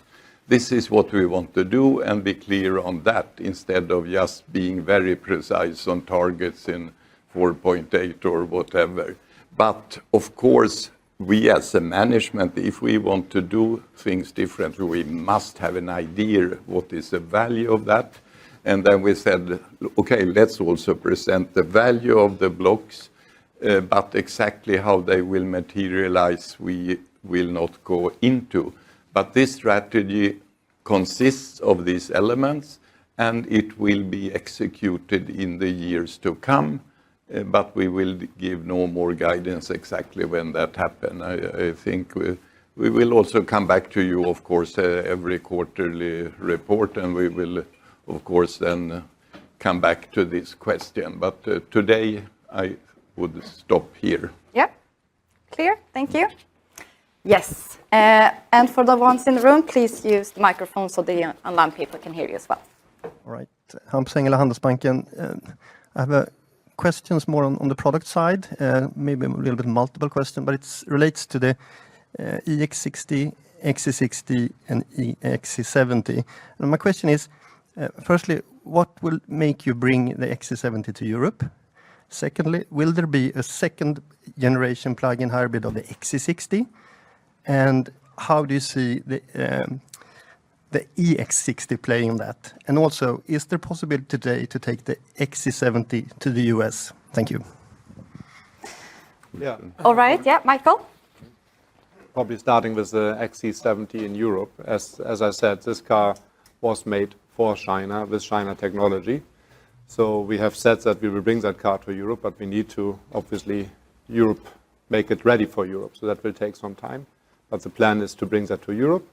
Why do we do that? Because this is the first BEV car with a backup engine. So we believe that market in Europe especially is not really there yet, but we believe we can create a market there. And again, these cars will help either to convince our customers who are short before buying a BEV, or we will keep our customers with this product for the ones who doesn't have the infrastructure available. On the XC60 then, as we said, we launched, we will launch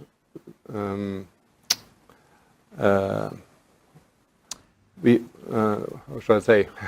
We will upgrade our cars, and obviously XC60 will be part of this upgrade program.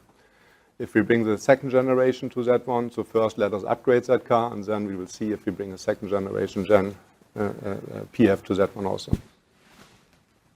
I think maybe I can chime in without commenting in detail on future product plans. You know, Hampus will be the standard answer, right?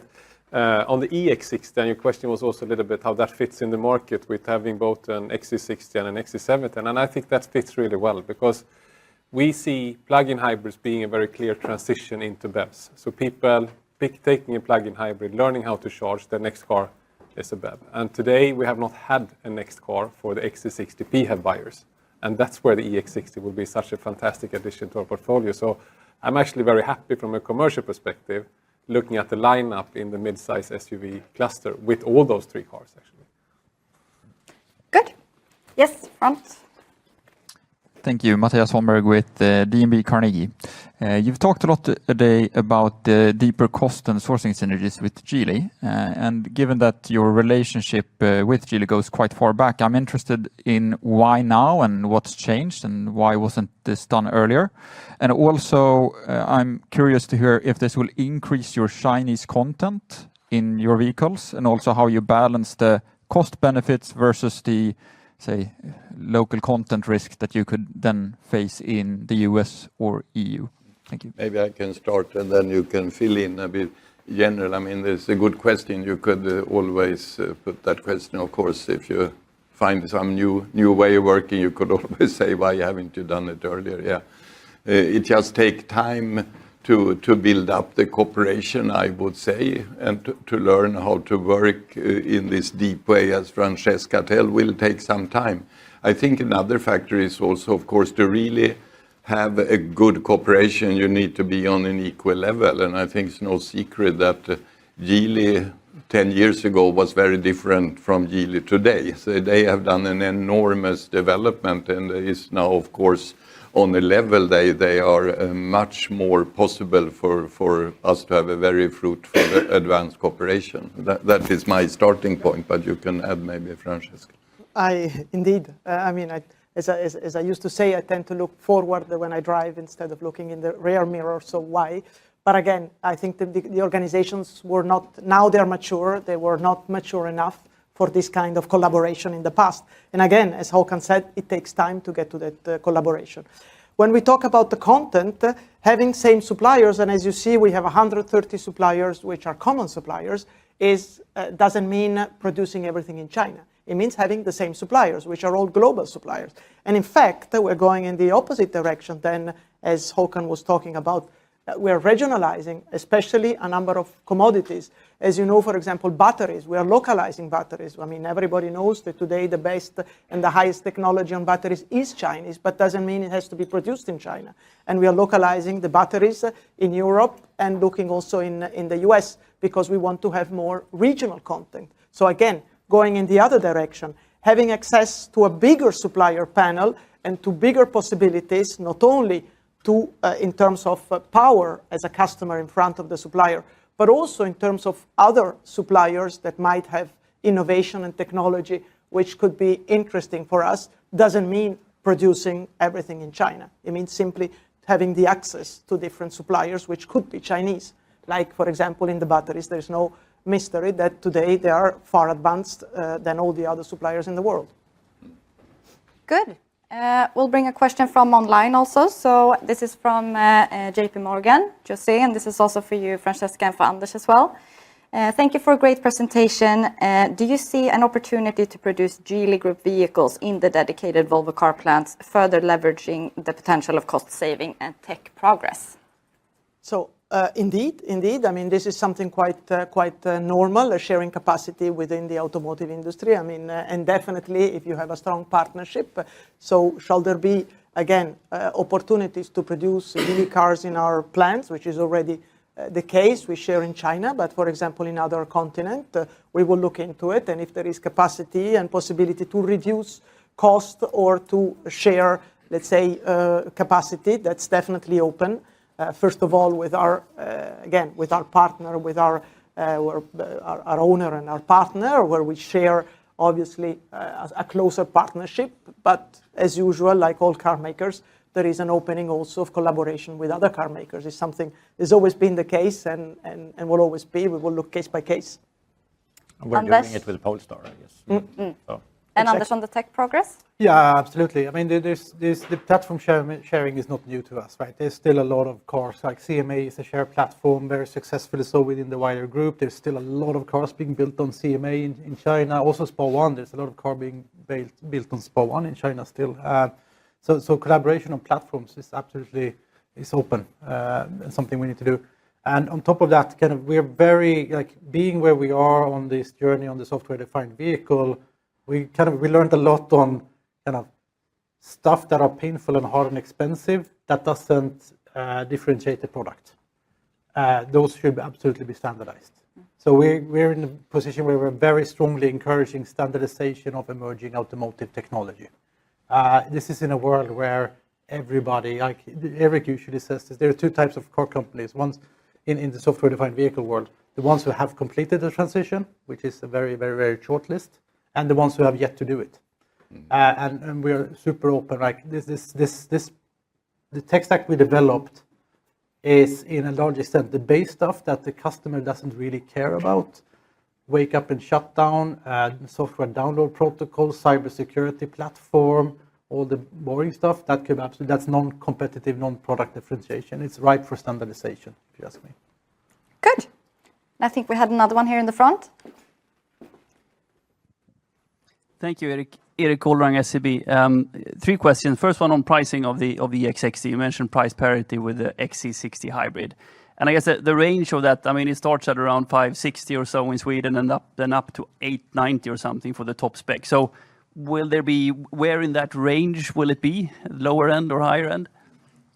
I think the point I made was that we will price this car where we know there is a customer demand at that price point, and that is in that range of where we're having today, if I put it that way. I will not go into the detail exactly where we will place the EX60, but it's also important to remember we're coming with a completely new car, state-of-the-art technology, and it's an electric car. So of course it will be also priced as a new car once it comes. But we know that we have a product where there is a customer, and that is the key message. And then there will be a price range on the EX60 as there is a price range on the XC60. Thank you. But maybe adding some flavor. I mean, the average XC60 PHEV consumer will pay the same as an EX60. The point I made was that there is a price point for the customers where they're buying cars for today. And at that price point, we'll be able to offer them an EX60 as well. Yes. Thank you.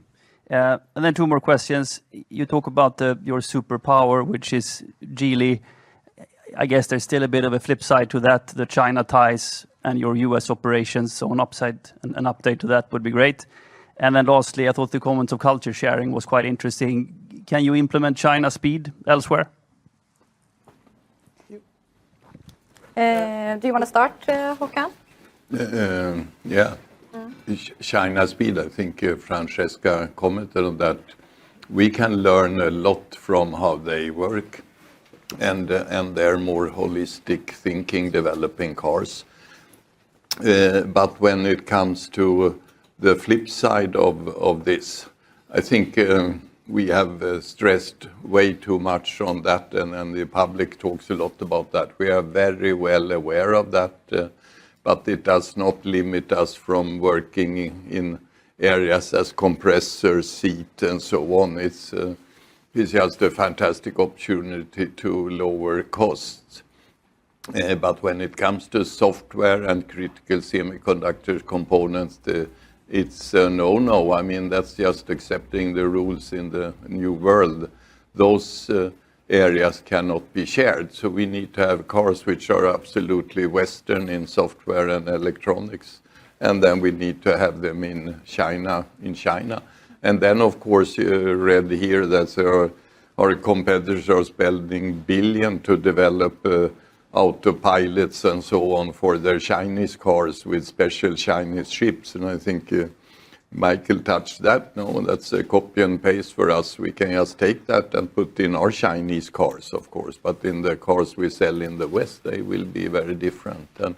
And then the whole process for any restriction in US, yeah, that's going on now. It's not so fast anymore with the governmental shutdown, but we know we have done that work, and we have a very close cooperation with our legal teams, and I don't know exactly right now, but it's a normal process, and I would say I'm not in any way nervous about this process. We will continue being present in the US also in the future.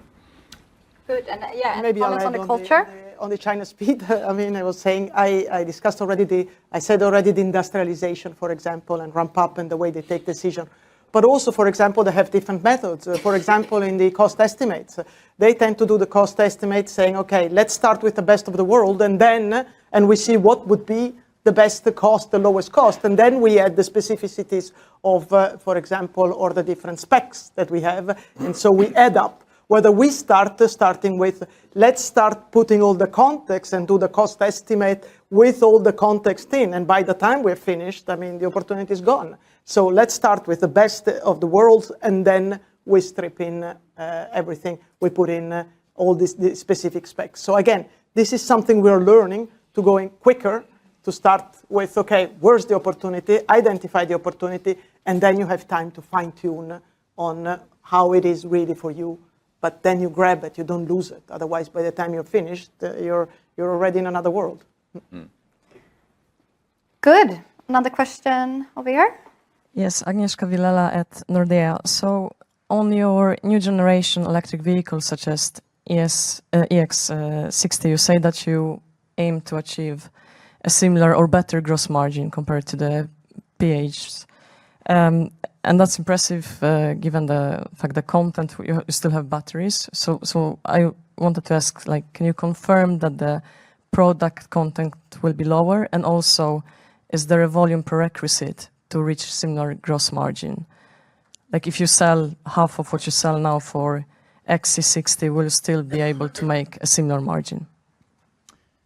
I think on product content and others can add, but we're saying is the performance of an EX60 is actually better, right, on many aspects. So that's not the comparison. In terms of scale, of course, we assume a scale of the car. We will not, next year sell as many EX60s as we sell XC60s, but we're quite confident in the calculations we have to get to those levels. So. Good. Another question then from online viewers. This is from Ross McDonald, and this is on the residual value. So on BEV growth, a key consumer hesitation relates less to BEV price, but to the BEV depreciation. How do you think about residual values for BEVs over time as technology continues to improve? And how can you mitigate against any residual value weakness if EU policymakers delay 2035 ICE ban? I can take that. I think it's a good question, and it's a relevant question also if you want to do your lease calculations. Do you have to know what the residual value? But you should also ask yourself, what will the residual value be of a petrol car 5 years from now? And I think sometimes in these discussions we forget that aspect of it. There is what Anders explained, that state-of-the-art technology base for an electric car. There's nothing saying in any way that should have a lower residual value than a combustion engine vehicle at that time. I would argue quite the opposite. I would be more nervous buying a diesel 3 years from now than buying a BEV 3 years from now. And I think that if you look at the technology and the efficiency of electric vehicles, we can make them last longer. So I would argue electric vehicles should have a higher residual value. And we now have discussion. I meet with the residual value setters on an almost weekly basis right now in front of the EX60 launch, and they are starting to see this as well. So I am very confident that the value of the BEVs will last, and they will last better than the value of combustion engine cars. Good. Yes, another question from the audience. Hi there, thanks. Sam Perry from BNP. You've spoken a lot about how your future is tied to EV growth. Can you just talk a bit about how you view the US market in that context, given it could be sort of stagnating from an EV penetration perspective, and maybe without further investments in your ICE offering there, you'd have an aging fleet relative to the peers and with upward pressure on pricing from tariffs? And then the second question would be around the Geely cost savings. Would you consider using the Horse JV, which they have with Renault, for powertrain sourcing further down the line as a potential avenue for cost savings? Should I start with the market question and you take the other one? So I think looking at the US market right now and looking at electrification pace, if you go back a few years in time, I think we all estimated that electrification would be a bit more of a linear journey. It's not. It's going differently in different geographies. And also you shouldn't look at US as a country, you should look at US as a continent. There is a certain electrification pace in California, there is a different one in Texas, and there's another different one in Boston, right? And when we look at US right now, it's so important for us to see, that's probably where overall the market is transitioning a bit slower. That's where we need our bridge. That's where we had the communication just a few months back on bringing the XC60 to Charleston plant, and also continue to invest in that plant in a next generation plug-in hybrid. Now, the underlying trend of growth with electrification is still the same. It's just that the pace is slightly different in US. Yes, and on the Horse, it's already our supplier. So it's already a common supplier, and this is where we get our engines. And definitely, yes, we share it, and we manage it together, and we find opportunities together, and we cost benchmark together, and great opportunities on this. It was already before. So again, a lot of opportunities on that side. And you can probably add on the Horse side. I mean, we talk a lot about Geely synergies. We are doing that together, or Horse does it together with Geely, and even with Renault. So there's even more synergies on that Even more technology. synergies, indeed. Good. Yes, another question. Hi, thanks for the presentation. This is Nikita Papaccio from Deutsche Bank. 2 questions for me, please. The first one, I appreciate that you're not giving any timeline, but if we're thinking about this 2 to 3% margin improvement coming from electrified growth, what do you think you will need in terms of models on SPA3 or Gen 2 plug-in hybrids to reach this 2 to 3% margin? And a big part is naturally SPA3 and the lower cost position we have there. And as that mix shifts in to the portfolio, that will stand for a big share of that profit increase. But I can't really go into details without being time bound, so I will leave it there. But you can also, so we have a very high market share already today in plug-in hybrids. So I think this generation 2 is more prolonging that in time to be able to have that solution longer. I would say the growth will come from affordable BEV cars, which suddenly start performing as petrol cars. That is the growth. Okay, thank you. And my second question is on Lumina and LiDAR systems. I mean, last week, Lumina announced that you stopped ordering their LiDAR sensors for ES90 and EX90 and delayed decision for your upcoming new model generation. Could you, I mean, I thought LiDAR systems are relevant for your safety and ADAS functionalities. Could you maybe explain your thoughts here? And if you are considering replacing Lumina with maybe a GD supplier? Thank you. So it's a good question. And I think to look back at LiDAR, you talk about LiDAR, you need to talk about automation of driving, and you need to go back a few years. And kind of what we thought was the right thing a few years ago, not only us, but the general industry, how fast will we move into more and more advanced automation, and what does it take to get there, has changed a lot significantly over the years. LiDAR is still a very powerful and supremely important technology for us, but we are also learned a lot during the last few years on how to create very powerful functionality more based on cameras and radars. So we already plan to reduce our dependency, if you call it that, on LiDAR for our supervised autonomy functions. So now with the unfortunate recent developments industrially, we are just accelerating that a bit so we can keep on producing without LiDAR and keep on developing very powerful functionality on the ADAS system, which is like the approach, and you mentioned safety, which is important, right?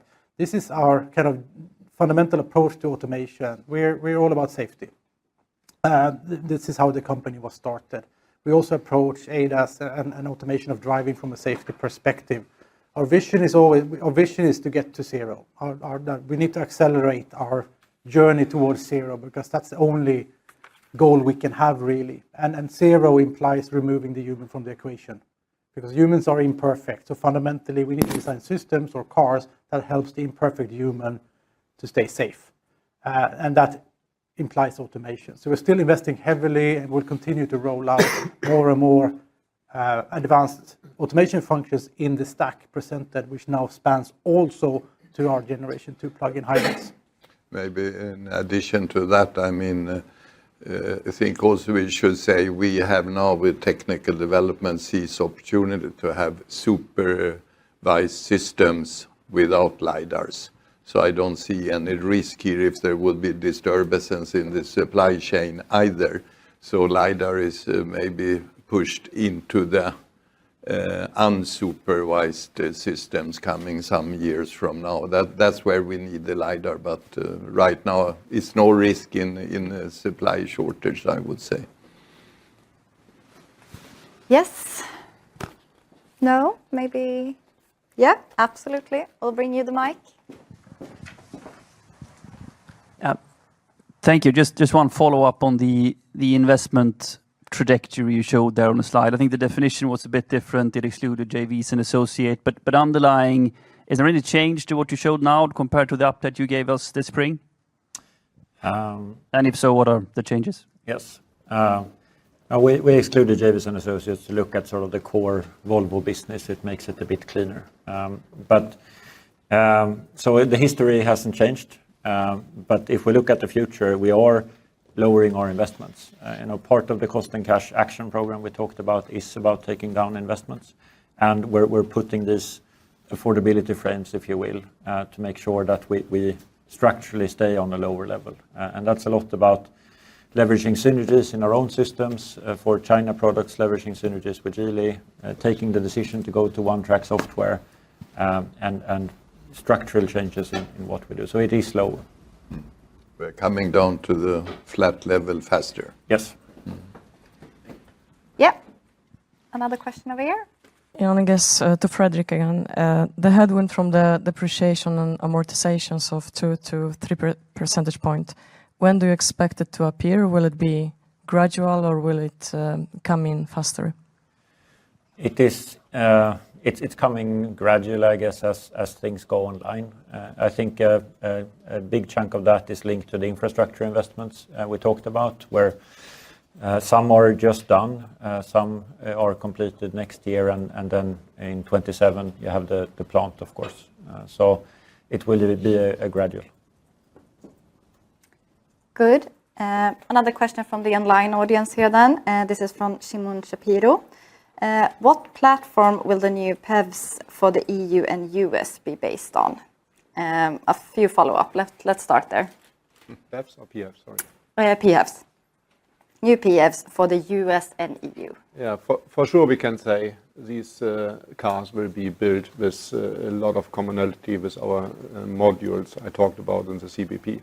So we will have a vast majority of the technology being shared within the Geely Group. And then further upgrades to the facelifted SPA plug-in hybrids, SPA 3 with engines? Question mark. Good question. Good question. Anders showed, I think, very good how he has used the package space for the engine. So you filled the hole there with a radiator or something. So yeah. If I may, I mean, this is what I try. I only got 20 minutes. I could spend, as I said, 2 hours on it easily. But you need to start from the right area. I think there's various. If you build your future being all battery electric vehicle and you start with a massive compromise, you're not going to win. You need to start with a compromise-less battery electric vehicle, which is what we've done on Sport 3. That needs to be a sport study where your entire future depends on your success there. There's various ranges of how do you value the compromise. The compromise, if you build BEVs on basically a adapted combustion engine platform, you will have compromises in the entire front end of the car, your front overhang, your L113, the big packaging, all the stuff that you shouldn't care about as car customers. You will carry that into all your BEV cars. Various studies, kind of depending on who you talk to, say, well, how do you transform that into cost penalty? Between 1,000 to 2,000 euros is what you can find online as reference, and I say they're probably in the higher end of that range. If the inefficiencies you will put on your battery electric vehicle because you're an adapted platform, and I say that's a low number. So we need to start from having the absolute benchmark uncompromised BEV, and then figure out how do you solve the bridge. That's the right way to do it. But the most important thing when we talk about platforms is the square I tried to draw around, or I drew around both. Platforms are still interesting. Platforms are interesting, but we talk more about architectures. The cross-usage between the different platforms on the high-value components, and most importantly, that they all are in one software track. This is why I talk about tech stack more than platforms these days, because platforms, interesting, is the modularity between them and the fact that you have them on one software master in one tech stack. What do I mean with tech stack? Well, it's everything designed deliberately to coexist. That's important to remember. So everything inside that box is very meticulously designed to fit together with cross-usage, with modularity, with commonality, with one software.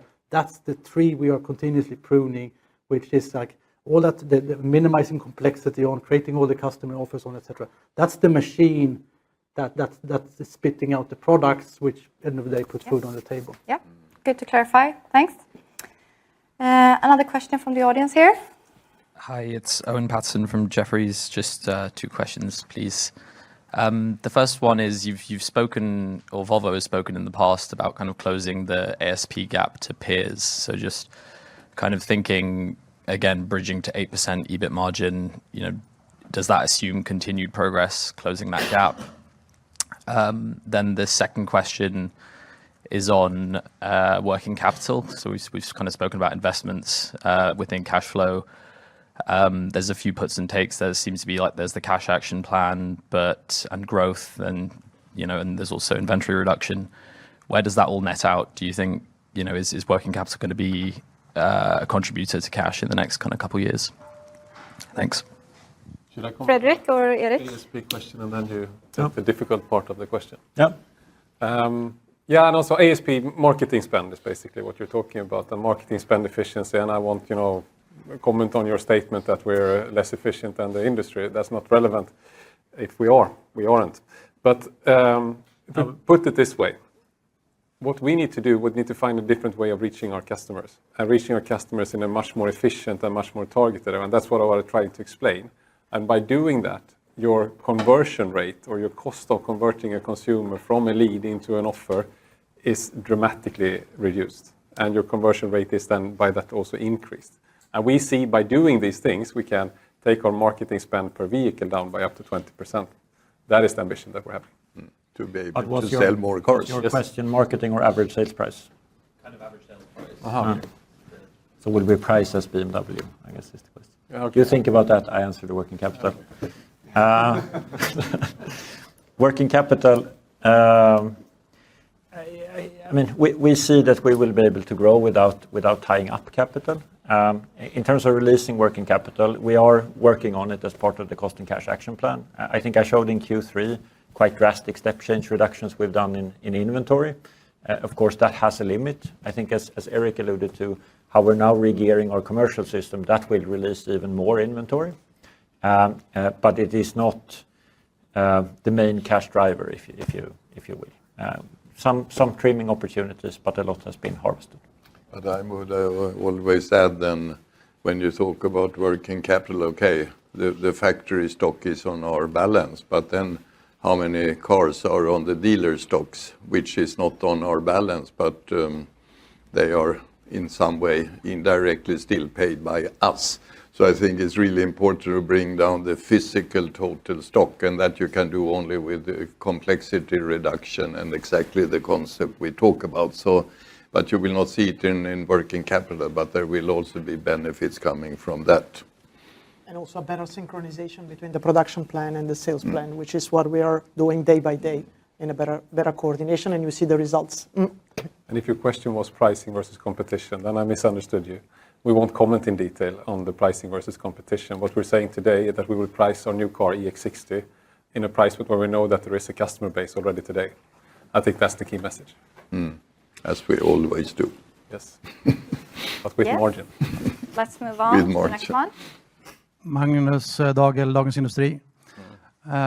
We see that the capex is going down now. Can you give any indication of a dividend? Will there ever be a dividend in Volvo Cars? I hope so. But of course, I think it's a good question. A bit premature to answer it. Really, first we need to bring the company back to positive cash flow and to profitability, and that's what we are focusing on now. And when there will be a profit, it's of course something the board should decide on after we have closed the year. So, and we will close in January, so that's where you will get a signal about dividends from the board. If there are any, I don't know. Let's see. Good. We have a few minutes left on the Q&A sessions. Any other questions from the room? No? I'll turn to the chat then. XC70 we have talked about. No, but then if there are no other questions from the room, I would just like to give the opportunity to you, Håkan, to have some final words before we close this. What should I say then? I should basically, I think I already said that. I hoped we gave you now a bit new approach to this, because I think if we talk about strategy or leadership, I always focus on something I say, doing the right things beats doing things right and sweating more. So it's very important that the company has an ability and the intelligence to decide and dare to decide this is what we want to do. And that will deliver the results. And as we already learned at Scania many years ago, that we said, this is how we do it. We have modularity, and then we always answer journalists and investors. A result, yeah, that comes from hard work and doing the right thing. So, but we know it will be much better than it is today, because we will do things smarter now.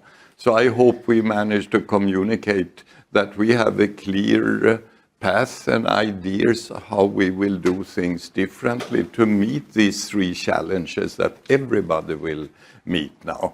And if you don't have a good answer to those three, I think those companies will have big problems staying in business.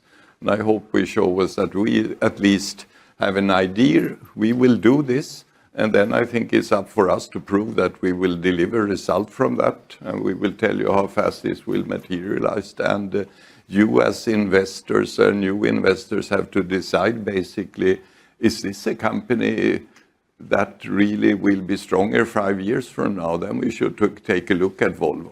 I don't think you should take a look at Volvo if you believe what's happening with the business cycle. Is this going up or down? Should I short it or what should I do? Okay, we have those shareholders also. That's good for liquidity. But I think we need more shareholders that believe in our story. And I think now in IR we will concentrate on communicating this story and following up, telling you what's happened, will it deliver, and gradually build up confidence in the company so that we can attract more shareholders. And if we get more shareholders interested in buying this, we will have a bigger free float. And I think that's something we also want to have. But it is based on that we have a good company performing and that we have more people wanting to invest in the company.